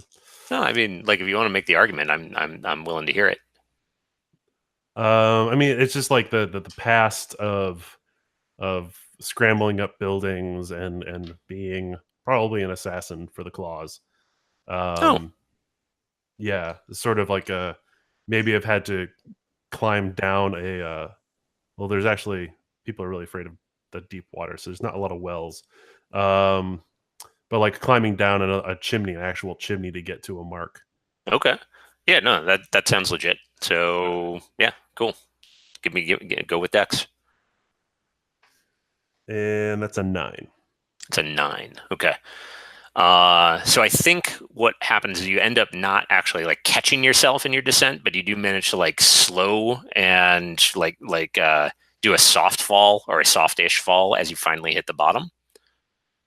You don't take any more damage, but I think you do twist your ankle a little bit as you hit the bottom. On the plus side, as you do your and roll a little bit, you there's a clanging noise. You're like, oh, that sounds like a sword moving on stone on stone. Yeah, I'll reach out in the darkness to wherever that clanging was to try and grab, hopefully, the part that's not so sharp. Sure. Sure. Yeah, you kind of succeed at doing that. Meanwhile, you hear, you can kind of tell, right? It's just absolutely pitch black down in here. But you can tell that you've landed in a larger chamber based off of that echo, but also based off of the sound of crying that starts up. And you're definitely in the same larger chamber that, that with a baby crying in it. Let me go ahead and add a little bit to the map. You can't actually see any of this, but you can kind of get a sense of it. Right there. All right, so you're kind of down in here-ish. And the other thing that you notice is as your ears are sort of registering this is you still hear a kind of hissing and chirping noise of something coming down the passageway at you. What do you do? I will start. I have the sword. Yeah. I'll start tinking it against the ground to sort of get a sense from the echoes where I could back myself up against a wall. Okay. So I think that sounds like you're discerning realities, looking for something useful. Yeah. Okay. Go ahead and roll it. That's a 6. Also a 6? Yeah. How much XP do you have at this point? I'm getting close to a level up, I think. Why don't you go ahead and check, because 1 short. You are 1 short. Okay, so I actually meant to say this at the beginning of the session, so I'm not actually just being a complete softie on here. But I was thinking, since we're only doing 3 sessions, that we would cut the XP required for leveling up to level times, sorry, what is it normally? 6 plus or 2 times level? Yeah, So I think it says 6 plus your 2 times your level, yeah. Yeah. So let's say that for this session that we're going to be doing 3 plus 2 times your level. So that would mean that you only needed 5 XP to level up. But does that mean, do you have 7 XP or do you have 6? I have 7. So if you have more XP than you need to level, there's a move called Burning Bright. And that allows you to spend 2 XP to add a retro +1 to something. I'll do that. Okay. So just for everyone else, just to make that clear, if you have more than 5 XP at this point, you can start Burning Bright, which means burning 2 XP to get a +1 to one of your rolls. All right. So that turns your 6 into a 7, correct? That is correct. Okay. So, and you're asking what here is useful or valuable to me? Yeah, I think so. Yeah. So what you realize pretty quickly with your tinging around is that you are, let's see. Yeah. That you're standing on a ledge right here. And like a good place to back yourself up to would be kind of right here. You kind of get yourself into position as the Kryn, as you sort of hear the Kryn wind start to like into the entryway up down this way. Cool. Yeah, I'll back myself into that corner and just sort of stay as quiet as I possibly can. So I hope it can get close and I can ambush it. Okay. All right. Meanwhile, back up here, we've got everyone basically saying like that. It sounds like you're about to torture a Crinwin. Is that a fair assessment? Yeah, I think so. I mean, we haven't had the lead, and how are you doing this? I think we don't want to cut it because it leaks out that bad stuff. So I think we like throw one of our cloaks over it and just hit it with the back ends of our spears. All right. So yeah, you start just like smacking the thing, and it's making like it starts with its usual like I'm a fuck you up, fuck you type of badger noises, and then it fairly quickly starts to whimper a bit. And then it starts to, after maybe a couple minutes of this, White Tree, you start to recognize it's making submission noises, like a dog or a coyote or a fox pup in particular, submitting to an elder.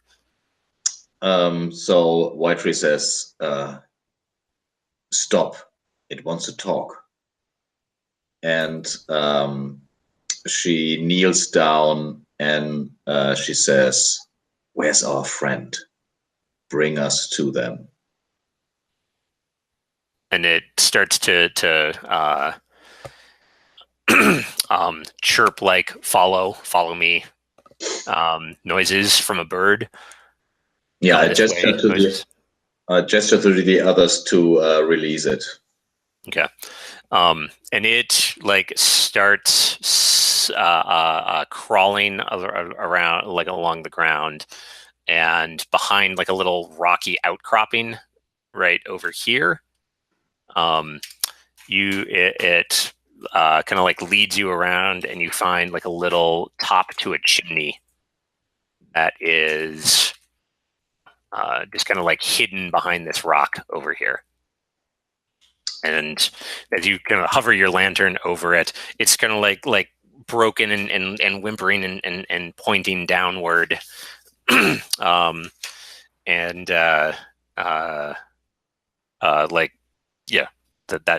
pointing that direction, and the light, like as your light kind of shines down, you barely like it just keeps going.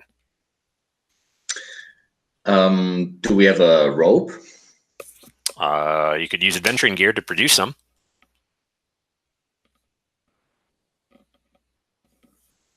I will. I'll reach in my pack and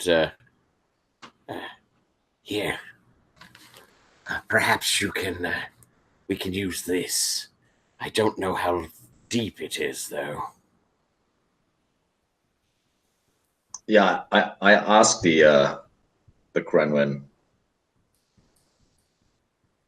how deep is it? I think like you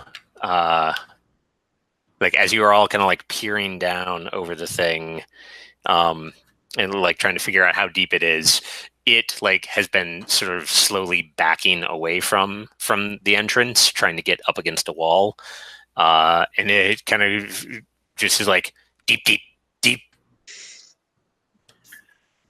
Well, I could be a You realize that you're asking the thing for like you're asking a creature to use animal noises to convey how deep something is, which is not going to be a particularly precise. well, I could play fool of a took. I'm going to take a rock and drop it down and lean down to listen. You could hear me under my breath counting. Okay. So cut down to Sarid, who's like, back up against the wall, eyes super wide, ears cocked, waiting to hopefully get this thing, like hoping to surprise a thing that is literally made out of darkness in the darkness. And you like as and I think this is actually all probably happening, Sarah, like while they were up there beating the shit out of that one Grinwyn. So you don't actually see a light. There's no stone that comes down. It's just this thing like creeping in the darkness, and there's this like noise sort of above you. You can't see anything, but you just have this sense that something's about to happen. What do you do? Let's see. Now I still have most of my gear. You do, yeah. Trying to think what like a quick fire thing would be in my adventuring gear, because it has to be something like maybe just a flint and stone where I could sort of make a shower of sparks and just get the slightest glimpse of light to figure out where it is. Sure. Of course, giving away my position. But yeah, maybe I'll pull a flint and steel out of my pack and just sort of make a shower of sparks, generally towards where I hear this sort of purring noise. Yeah, you've got decent adventuring gear, right? Like, yes, decent adventuring gear. Yep. Yes, if you want, like, I'm thinking, it can actually be something kind of nice. Like, I'm picturing one of those sparkers that they use in chemistry. Okay, yeah, something sort of spring-loaded. Yeah. Okay. So yeah, you can like fish. Put that in my offhand. I still have my sword ready, so I'm gonna sort of flash the light towards it as I'm going towards it, and maybe blind it very quickly, and so I can get it. Okay. This sounds like you are, because there is definite danger here, right? This thing in the darkness and the darkness itself. This sounds like you are defying danger with intelligence to me, with quick thinking. Okay. And that is a 10. Nice. Hallelujah.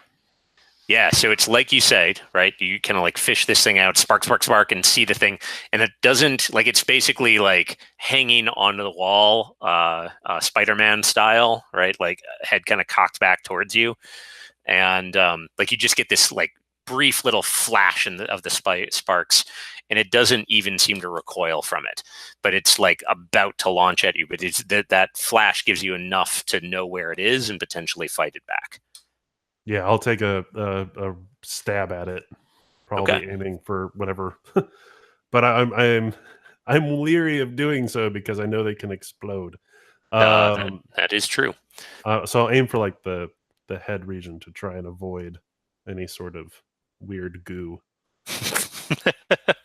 All right, roll hack and slash. All right, here we go. Oh, that's a canted die. 1 second. Ooh, that's a 6. That's a 6. That's a 6. Well, mark XP. More XP. All right. All right.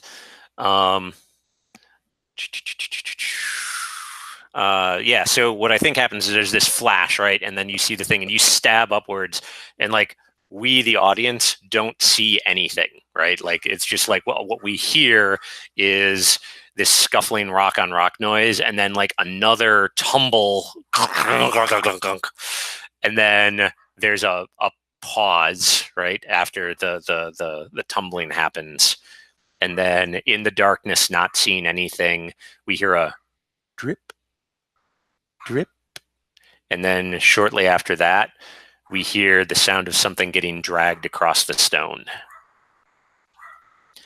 All right, back up top. You guys are like you've dropped a stone and you start counting. In your judgment, it looks like this thing would be maybe like 50, 60 feet down.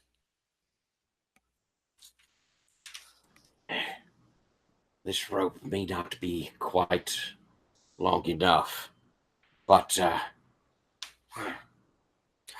Oh, I will tell you this. It definitely seems like it's a chimney all the way down, right? Because you kept hearing it like click, click, clack, clack, clack, click, click, clack, clack, clack, clack, clack, clack, all the way.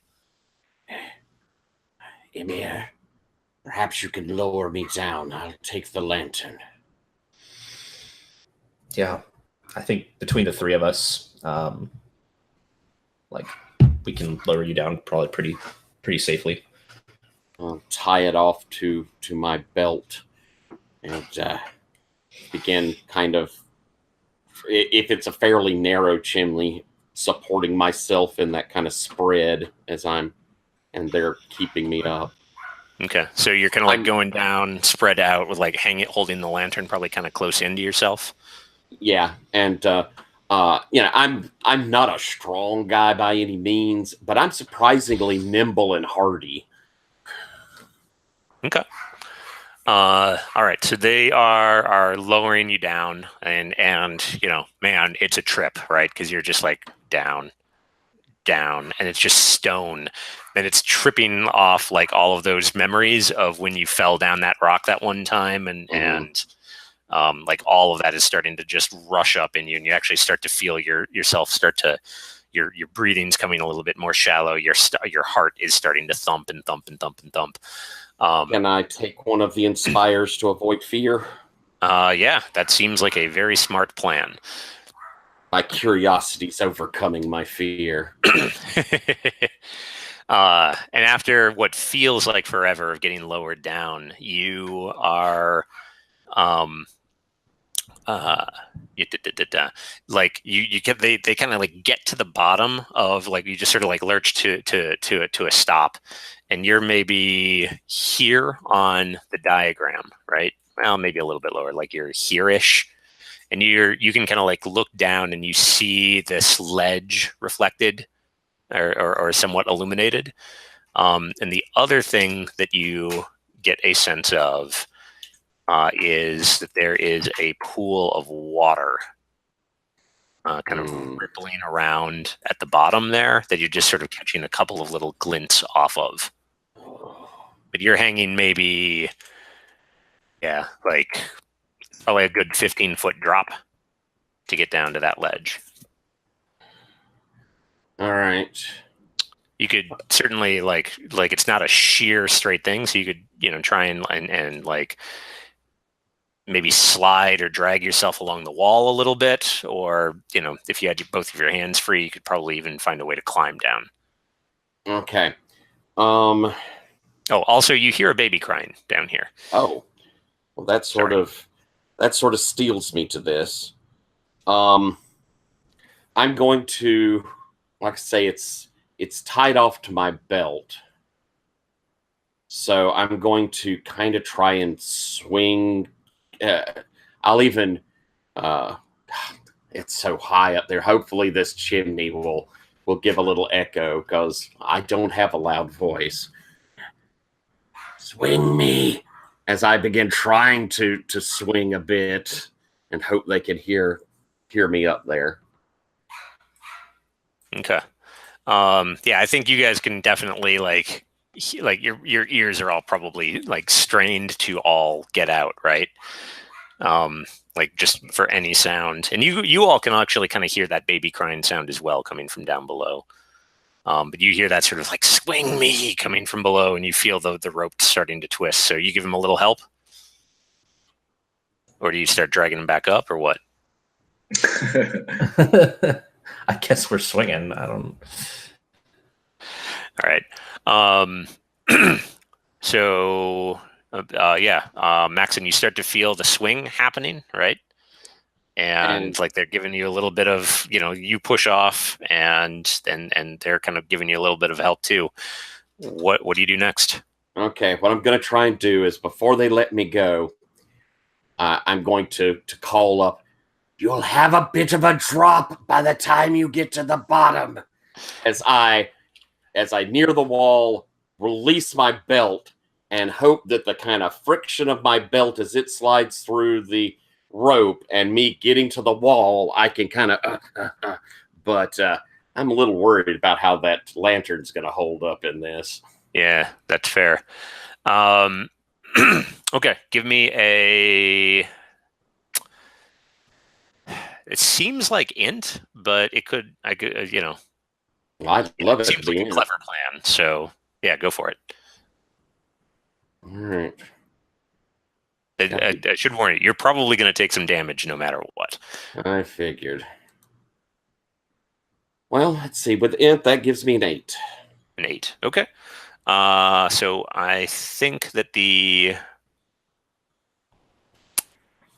I think you can land well, like basically like not like twist or roll anything, or you can land well but drop the lantern, or you can end up twisting your ankle and not being able to walk so great, but keep your hands on the lantern and keep it safe. I think it's better to be hurt than in the dark down here. So I'll latch onto it as I fall and land heavily. Okay. So take a d6 of damage, and you like something in your ankle, or actually probably more maybe like your knee. You just sort of like feel a twist in it, and it's just sort of burning on fire and barely able to hold weight. All right. Up top, you guys are, so you like feel the definite, like the weight suddenly give way, and like there's a flickering of the light down there, and like maybe you hear a little bit of a, but the light stays on, and sort of as that happens, the Crinwin makes a break for it. The one that's up here. Yeah. Yeah, I'll just bash him with my shield if I'm close enough. Okay. Give me a hack and slash. Okay.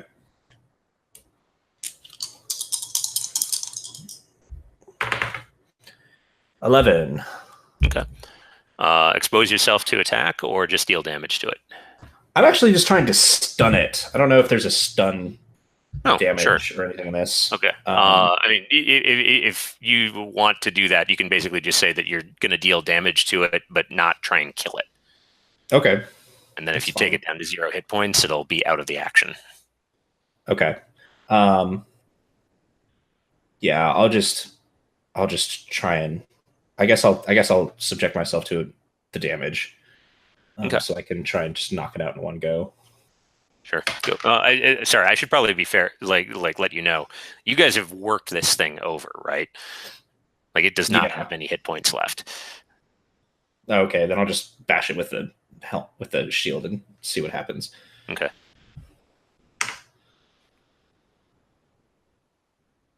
So I got a 1. That's helpful.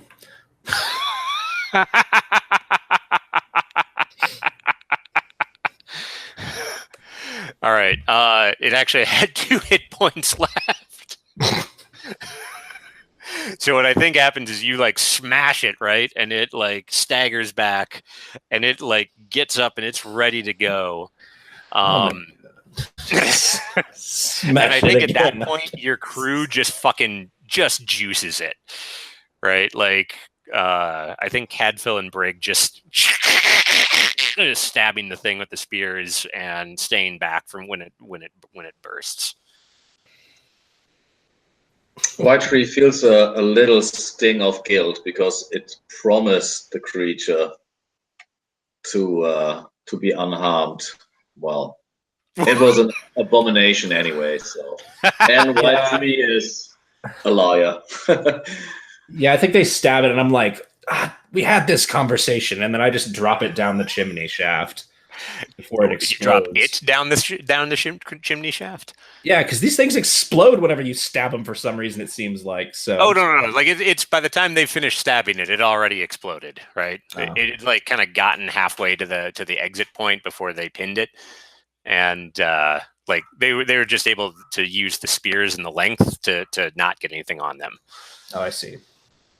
Because they've now, they've already had the chance to pop one of these things. All right. I mean, you're still more than welcome to like grab the remains that are left and toss them down the hole if you would like. That's all right. I think I'll leave them where they fall. Okay. All right. So Maxon, you're down in this chamber by yourself. Your knee is giving you all sorts of awful, like just sort of burning in pain. You hear a little bit of a scuffle coming up there, but it's largely drowned out by the sound of the child. You're sitting on this ledge. What do you do? Well, I'm sort of, I had yelled up there that they'll have a bit of a drop and hopefully they can handle it better. I figure they're going to come down, but I am not completely by myself. As I will slide my hand into my pack and touch the warm mind gem. What is this place? What do you know of it? So I need to roll. hate to be a dick about it, but didn't you promise that, or don't you have to make some progress towards it before? Oh, you're absolutely right. Yes, you're absolutely right. I am so sorry. That's fine. Should have put a mark on that. I will do so now. Okay, so I don't do that. Well, I mean, actually, you might very well do that, right? And it's something, or says something like, "I told you already, it is a weapon. Find my heart, or find my body." Gotcha. Do I see anything in the light? Do I see the baby? You don't see the baby, but you can kind of maybe like squint out into the darkness and try and kind of gather more information about what's out there. All right.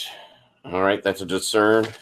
Yeah, if you want to know more without leaving your spot, that's definitely going to be discerning realities. All right, let's do that. I ain't great at it, but I'm not horrible. Oop, I rolled a 9, so that's a 9. Okay. Which question do you ask? What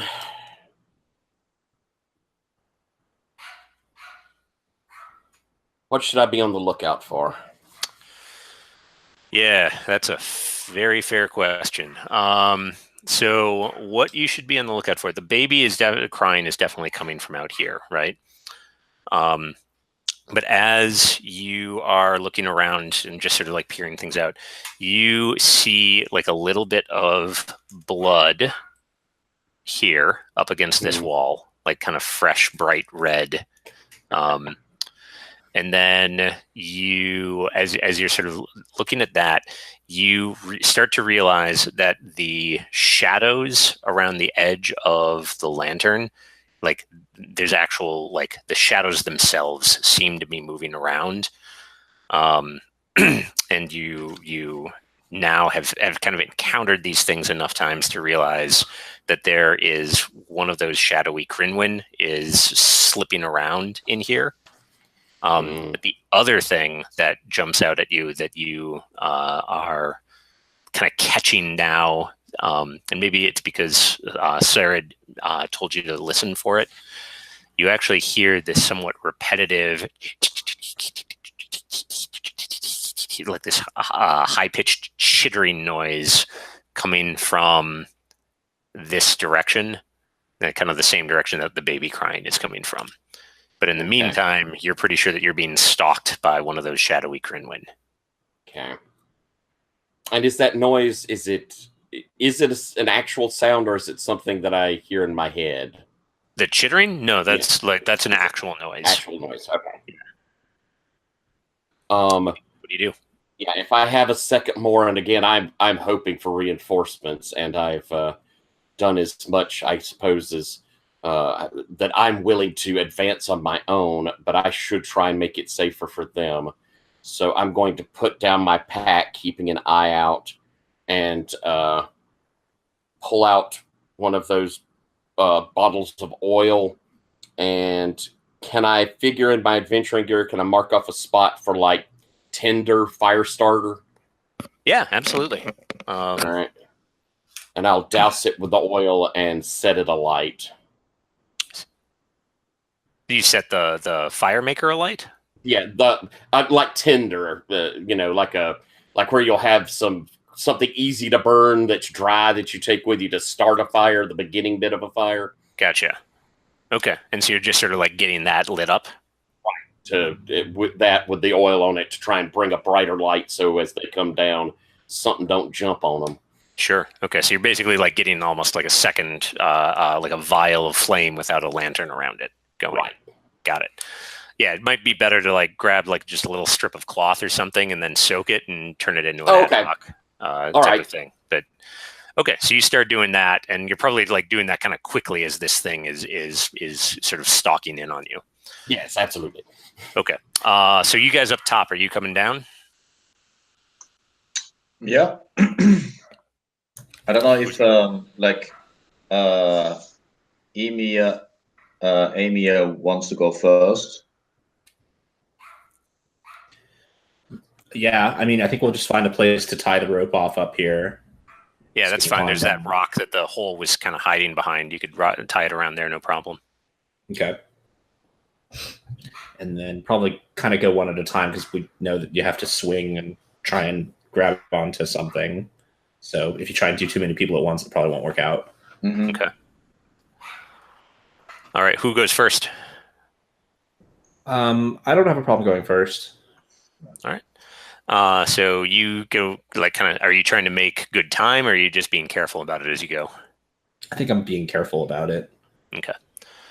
All right. So as you're starting to like climb down there,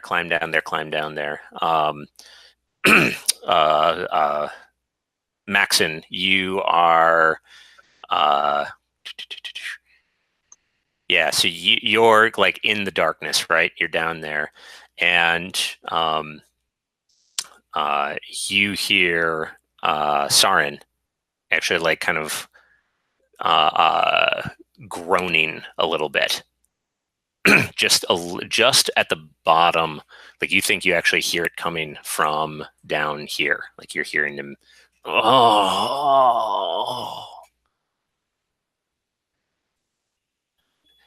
Meanwhile, you know, again, kind of like have that sense of the shadows moving about you and actually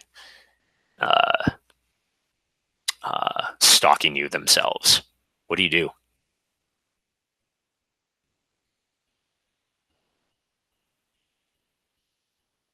Are you on mute?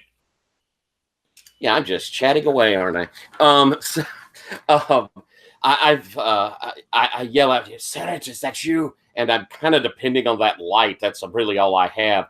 But I'll, with my lantern, creep over, kind of limp over to the edge to shine down and see if I see him. Okay.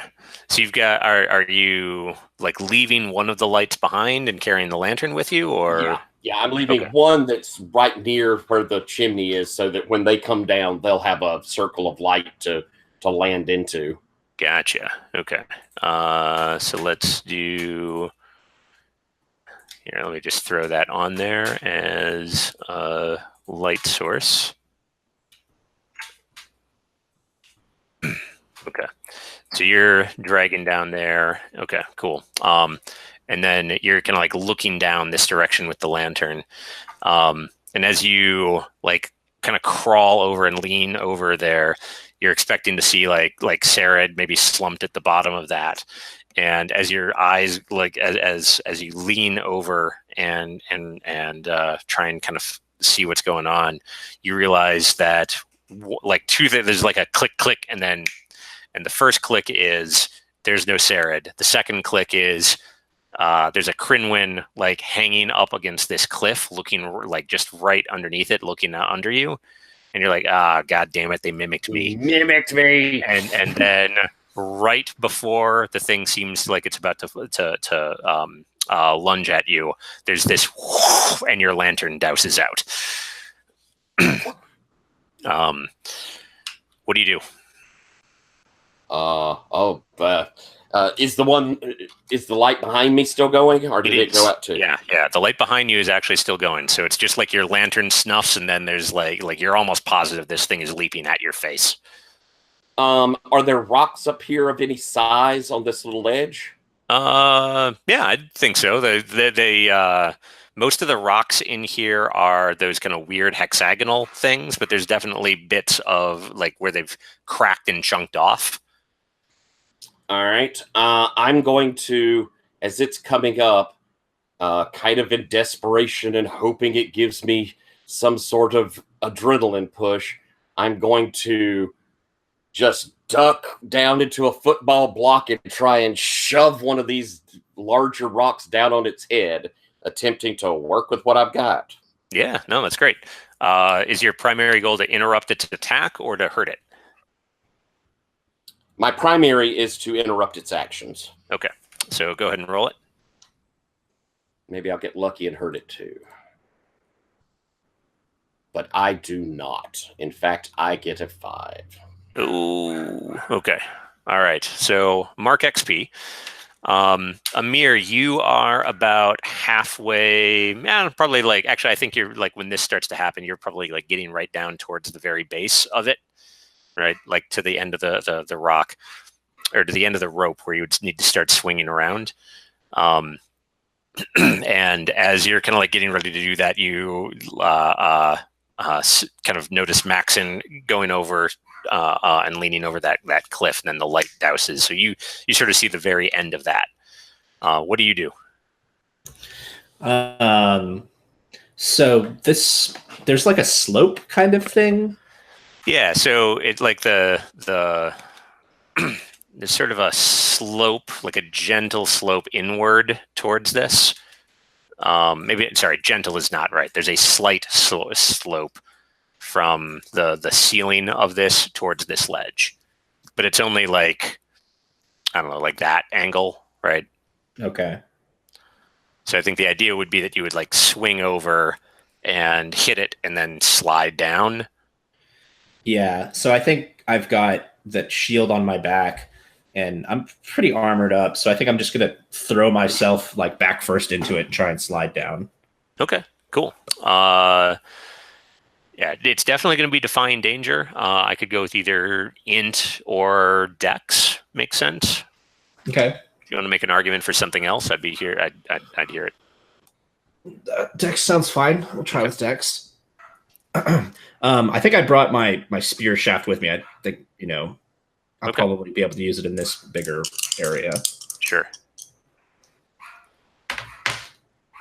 Okay, so 8. 8. Okay. So I think I'm going to give you the a similar choice. I think that is, you can land like hit it and land and slide and not hurt yourself or anything. But if you do, you'll end up like kicking over the light source. Maybe not knocking it all the way over, but at least making it flicker and spill a little bit. Or you can take a bit of harm as you land and land like closer to where Maxon is. Sure, I'll take some harm. Okay, so take a d6 of damage.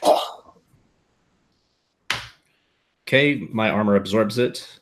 Cool. All right. So you like there's a little bit of a smack, and you like hit the ground, and sort of like right as that happens, you see Maxon like jerk back, and like the lantern kind of like drops out of his hand, and is like something comes up over the ledge and grabs onto him and grabs him by the throat.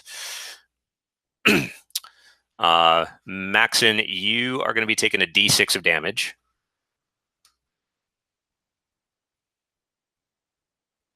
And Amir, what do you do? Because you're like right by them now. Yeah, I think I try and stab the thing. I can't really see it, but to drive it off of Max. Okay. Are you more trying to like hurt it or more trying to drive it away? I think I'm more trying to drive it away. Okay. Yeah, so give me a defy danger, I guess probably strength. Okay. 11. Okay. Yeah, so you just like pop it, like stab at it and smack at it with the shaft, and the thing like and it like skitters off into the darkness. And the weirdest part about it is the way that it like once it lets go and kind of gets towards the edge of the light that you're in, it's not so much that you see it move and like skitter across the wall as much as it just dissolves into the darkness itself. Max, and you realize that Amir just kind of drove that thing off of you, and you also kind of get that sense, see it actually starting to into the shadows and more dissipate than anything else.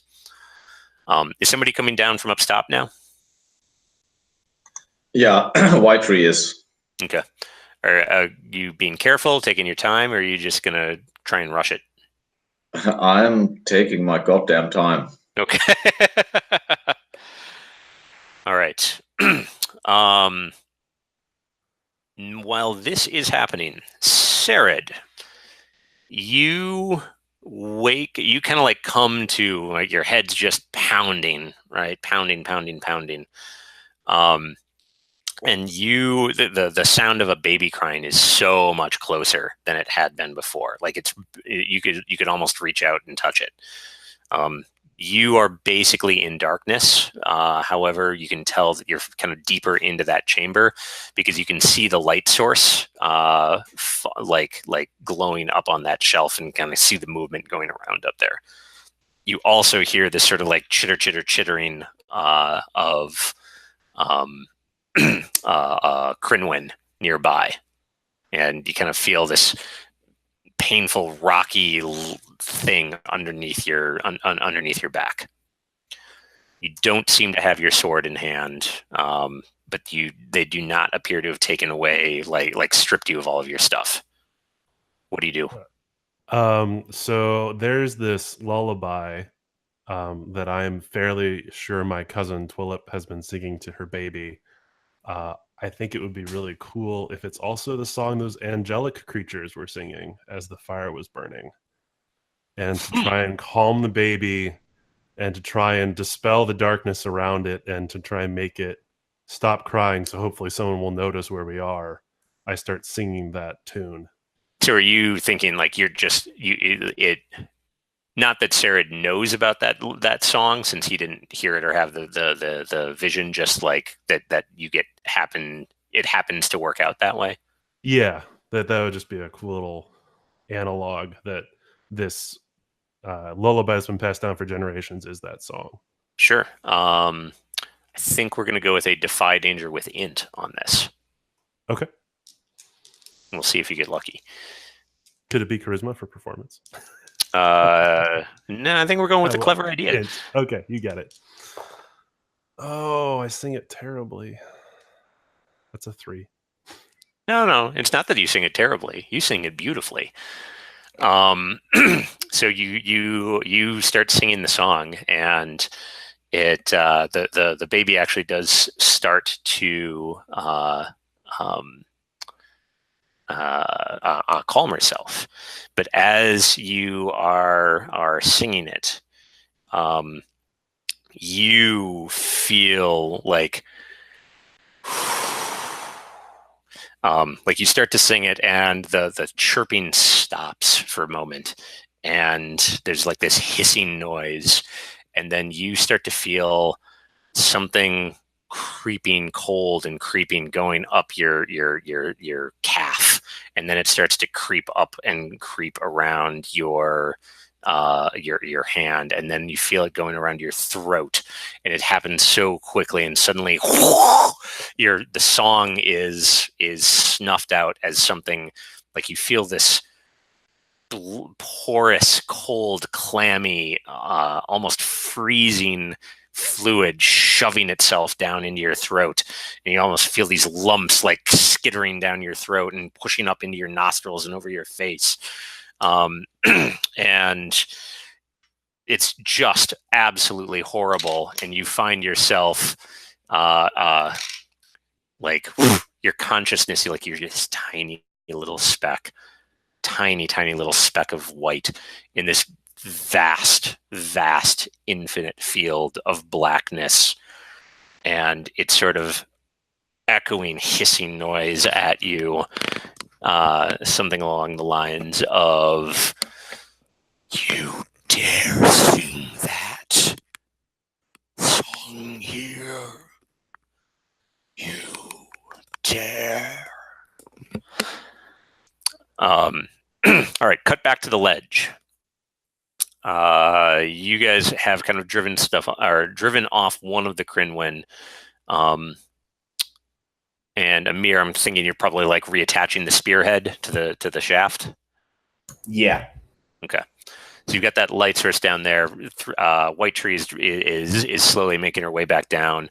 You two can sort of make out again the water, and like as White Tree is making her way towards the bottom, that's when you start to hear the lullaby of Sered singing that lullaby, and he really does have a beautiful voice. And then shortly after, like a verse or two, like he maybe gets out one verse, and the child starts to calm a little bit, and then all of a sudden it goes quiet, and there's this noise coming from further out that way. What do you two do?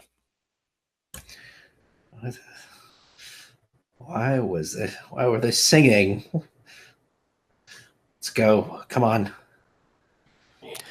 Maxon, you totes recognize that song. Yeah. That song. Oh. How did he happen upon that? And I think I'm moving over and relighting my lantern off the thing that's burning before we head off, so we'll have a light source. Okay. That song has power. All right, so you start to light the thing off as White Tree. You start to like get down towards the bottom and have to negotiate that same sort of jump and drop.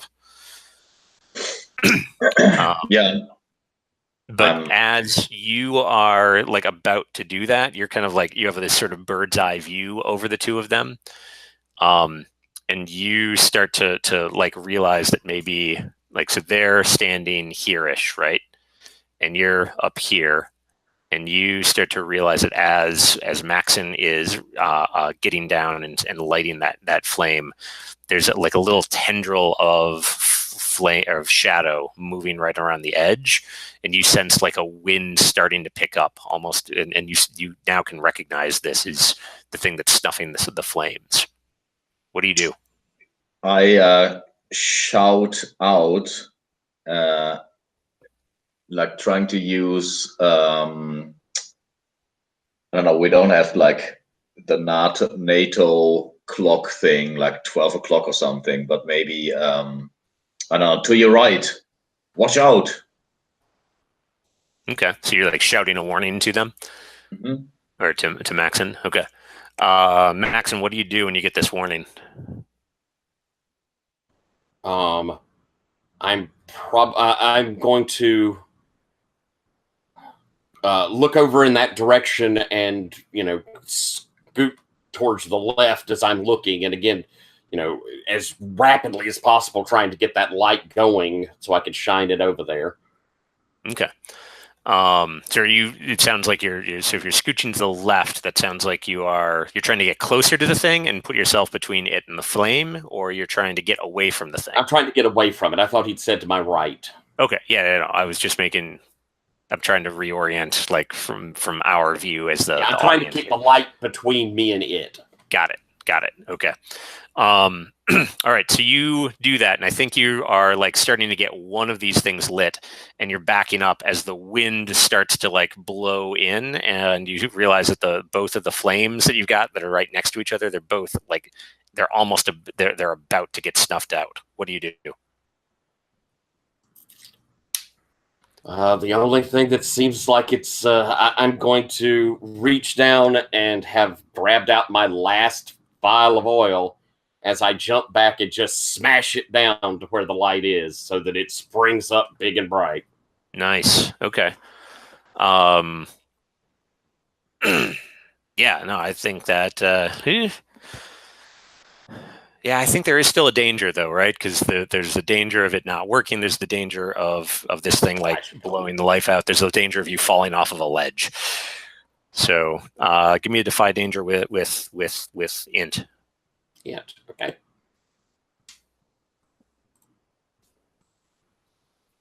That'll be an 8. An 8. Okay. Let's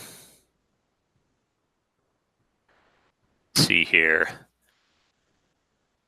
So hard bargain, ugly choice, worse outcome. Yeah, I think that you can do this, right? Like you can basically like get the last like vial of oil out and smash it down and get it to like burst out, and and that will be the thing that gets smothered by the flames or by the darkness. You'll still have your light, but the thing will then be free to try it again. But you'll have a moment. You'll basically have given like a mere moment to act on this and protected your own flames. Or you can not douse that vial of flame, keep it in reserve, and let these flames go out. I don't think we can hit this pitch darkness. We'll be screwed. So I think I throw it down there. Emir! All right. So as he does this, Amir, you totally like kind of as you put the last screw on, like there's this blast of flame, and you see the thing sort of on the far end over here, somewhat like as the flame bursts and then snuffs out. What do you do? I think I'm going to try and pin it down if I can. Like basically like charge at it, stab into it, and pin it against the wall. Yeah, so that way we can deal with it. Sure. It's pretty sneaky or something. Okay. It's unclear.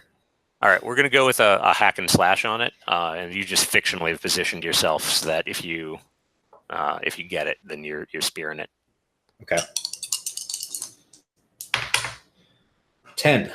Nice. Okay. Roll your damage. Okay. Well, sir, are you? I imagine that you are just I want to doing avoid damage, its not damage. exposing. Yeah. I don't want to get in that game right now. All right. So 4 with 1 piercing. Okay. Cool. So that thing. I think that's what this does, right? Steel. Yeah. Steel is 1 piercing. Yeah. Yeah, so you like rush it and spear the thing like actually kind of like right through the gut, and it goes like pins up against the wall, and it's starting to like twist and shift, and you can actually tell that it is starting to try and dissolve away into the darkness. Okay, I think I just start to scrape that steel tip against the rock behind it so that there's little sparks of light to maybe try and keep it here. Okay, cool. Yeah, you can tell that's probably not going to be quite enough. Like you probably just need Maxon to bring the lamp over. But that'll give it at least a minute or like a moment or the moment that he needs to get him over here. Okay. All right, so you guys have that thing pinned up against the tree. Three trees. White tree. You are like hanging at the top of the rope there. Yep. You're gonna try and do the jump down. Mm-hmm. All right. Give me a defy danger with either int or dex, your choice. Rather intelligence. Like timing the right moment when to jump. That's what I figured. But still, it is a 6. Oof. Do you have 7 XP? Or I six actually do, because now I have 7. Okay, yeah, go ahead and burn bright if you want to. Turn that miss into a 7 to 9. I do. So I remove 2 of the XPs. Yes. Yeah. So I have a 7 to 9. Okay. So worst outcome, ugly choice, hard bargain. I think the decision I'm going to give you is you can either land hard and maybe twist an ankle or something. I don't know, we keep twisting ankles, but you're jumping. That seems like a natural course. So I think you can land hard and twist an ankle, or you can land and roll with it, but you end up like rolling over the edge and like still sliding, so you don't hurt yourself, but you would end up like actually dropping down to here, separate from the rest of the party. Yeah, let's slide down there. Okay. Cool. So you do that, and you kind of like end up down in the shadows, down in the darkness down there, and the Amir and Maxon, you have this thing pinned and kind of like held in the light, and it's just like hissing and spitting and making all sorts of horrible noises. But you've got it pinned, and you can tell that it can't get away because you're just keeping it right in the light. What do you do next?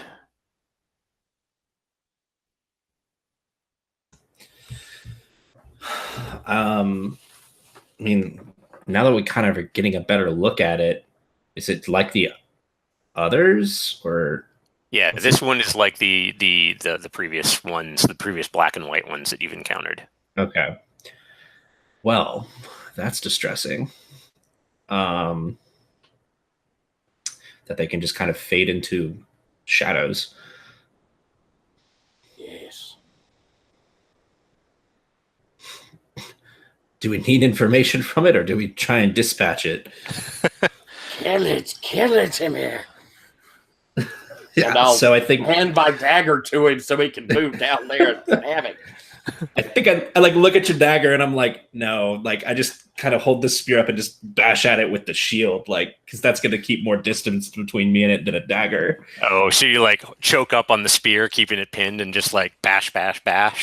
Yeah, and I'm just like getting ready for it to burst. Okay.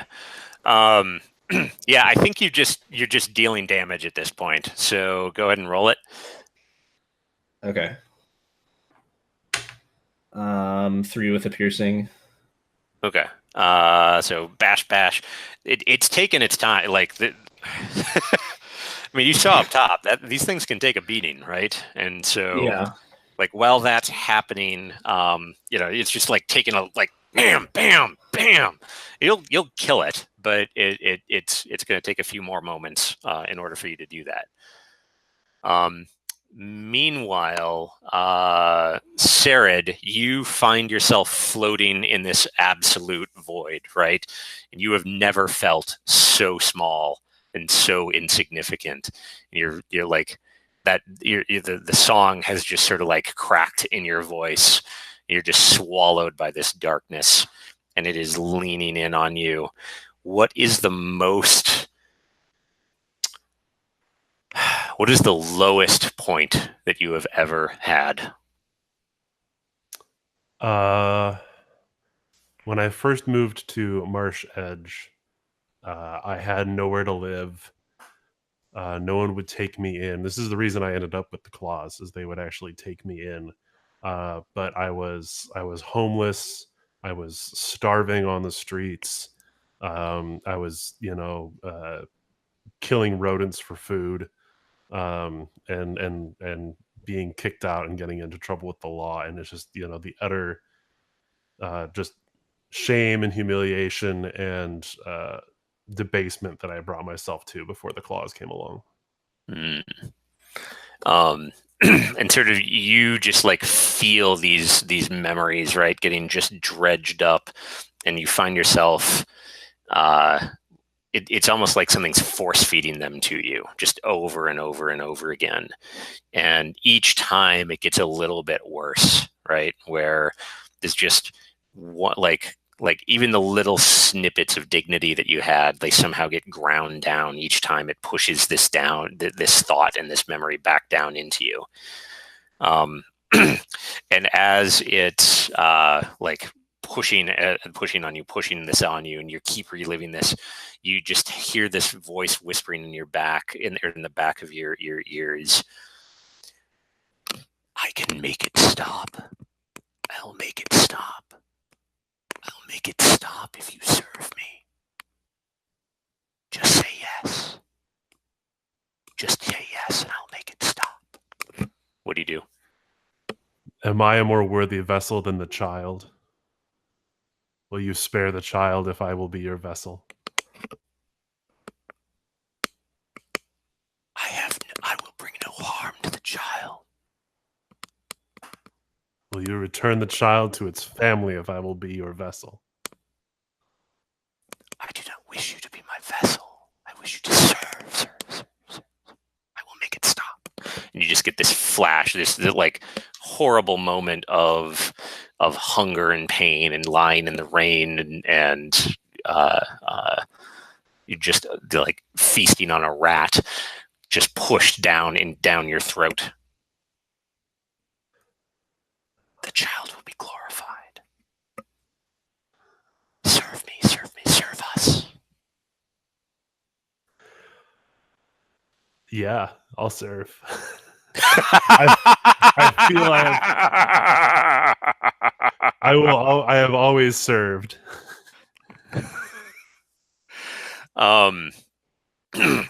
You wake up. You are sitting on. You realize that you are sitting here on a little mound in the middle of this. There's on the far end of this lake, and a couple of things jump to your mind, sort of as you come to. One, you see the child is sort of like laid. You are lying kind of towards the top of this rock, right, on some sort of this kind of like weird uneven surface. The child has started crying again and is sort of placed in what you can only describe as like a nest. Like something has made like a papery nest in front of it, and the child has been laid in there, and it's wrapped in dirty clothing, but it seems to be utterly unharmed. And then you realize, like, as you're kind of like taking this in, that there's also standing on this rock with you is that small Crinwin with the burnt out face and the missing eyes. And as you then realize that, you realize, oh, you can see perfectly in the darkness. That's not weird at all. Yeah, no, not weird at all. And you see Maxon, and you see you see White Tree in particular, sort of like slowly feeling her way, like down around the edge of the water. And the voice in your head is, "She wishes to take the vessel. She must be stopped." White Tree, what are you up to? Well, they're up top on that ledge, bashing the shit out of that remaining Crinwin. While I was,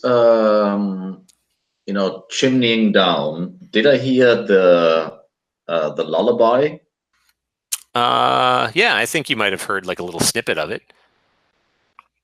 I mean, as a woman who helps with childbirth, I do think that I might be able to like repeat at least the phrase that I heard. Sure. Yeah. No, Because it's quite possible that it's just a song that you would even know the entirety of. Because the voice that I heard was Saraid's voice. Yes. So in order to communicate with him, I would sing that song. Okay. So you start singing the song back. Mm-hmm. What could go wrong? There's no danger. What could go wrong? Yeah. So I'm just trying to think, like, so you start to sing the song. I don't think there's any immediate danger, right? As you as you sing it. But as she sings it, Sarade, it actually starts to like pierce your ears like nothing. It's like having red hot needles sort of shoved into your eardrums as she's singing that song, and you hear the thing like in the back of your mind just urging like, stop her, stop her, stop her, stop her, she must be stopped.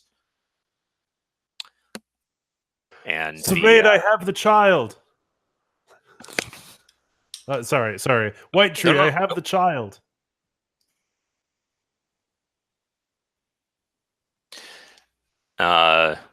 Yeah, so White Tree, you hear this. You hear him kind of like shout that out. Do you keep singing or do you stop? I mean, my meta knowledge wants me to keep on singing, but is there anything like suspicious about the way he says it? It sounds to me like you are discerning realities. I do. All right. Go ahead and roll it. Mother. Let's see.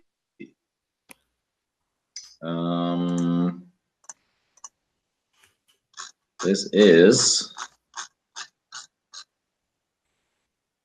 a 8. Yeah. Cool. All right. So, yeah, you. Sorry. Which question are you asking?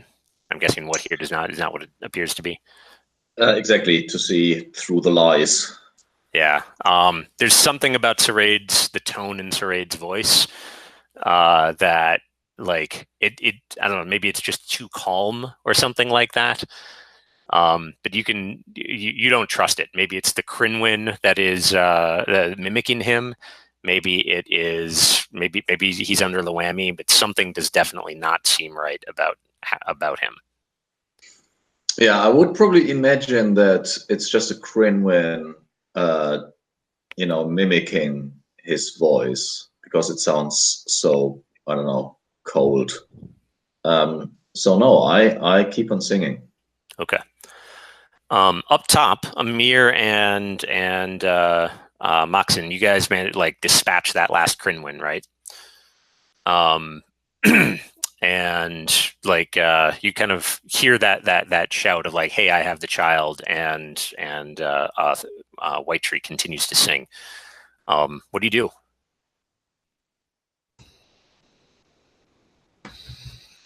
I'm going to, hearing this, we have to get to them. We have to get to the child quickly. And I'm going to go to the edge with the lantern and try and gingerly go down the slope. Okay. I imagine that, Emir, you're seeing that. I mean, my leg's fucked up. I'm pretty fucked up overall. Yeah, I think we're all in pretty rough shape, but we'll just, I'll be following and helping you move as much as I can. Okay. So you two get down there. You, White Tree, are you standing still? Or are you moving closer? Well, I'm obviously afraid of the Cranwin that has taken the voice of Sarade, so I keep still. Okay. So yeah, the Amir, you're not going to have any trouble getting down there, but Maxon, with your twisted, messed up knee, you're definitely going to have to defy danger to get down there without hurting yourself any further. Okay. Dex. All right, Amir, do you want to do anything to help him, or? Yeah, I was helping him get down there, like however I can. Okay. Do you think like dragging him down, or like getting down first and catching him? Probably getting down first and catching. Okay. All right. So go ahead and roll it. You have advantage. Okay. Max. And Dex, you think? Yeah, unless you want to make an argument for something else and like come up with a different way to do it. Yeah, Dex sounds right. Okay. That gives me an 8. Okay. So I think the let's see here. So hard bargain, ugly choice, worse outcome. So you've got two light sources, right? You've got the bottle, and you've got the oil with the rag, and you've got the lantern, correct? So the one with the rag still is up. It's still running. Yeah. It was the third one that you sort of like lit and smashed that got smothered and wasted. I might have, I don't know. You've got your hands full, don't you, Amir? I probably left it behind because I don't want to have both of my hands full trying to go down this slope. Yeah, that's kind of where I was going, is that you're probably going to have to leave one of them behind, and that's the 7 to 9 result. Okay, yeah, I'll have left that the one with the rag in it, giving some light underneath the chimney there. Okay, yeah, so I think that's sort of moved over to there. All right, so you two get down there. Sarid, the voice is like, as White Tree continues to sing, the voice is just becoming more and more insistent, and like flashing visions of you just like running her through with your sword, which conveniently you can now see is just sort of like on the other side of the rock.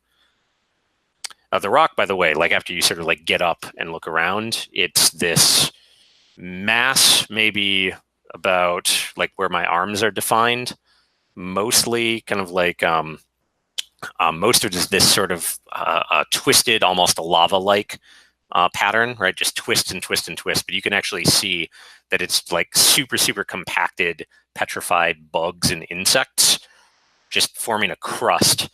And there's this gap in the crust that you can see a black, shiny stone that just sort of like ripples with power.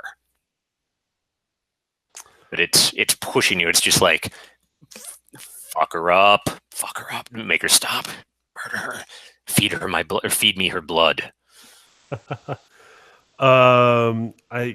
Do I have any sort of control over this writhing mass of bugs? So that nothing's actually writhing, right? Like It's petrified. It's actually a crust. And the actual like writhing mass, you feel it sort of like it's just like you can sense that this thing is in you now. Okay. Yeah, I'll try and interfere with her getting over here. I'm gonna try and maybe.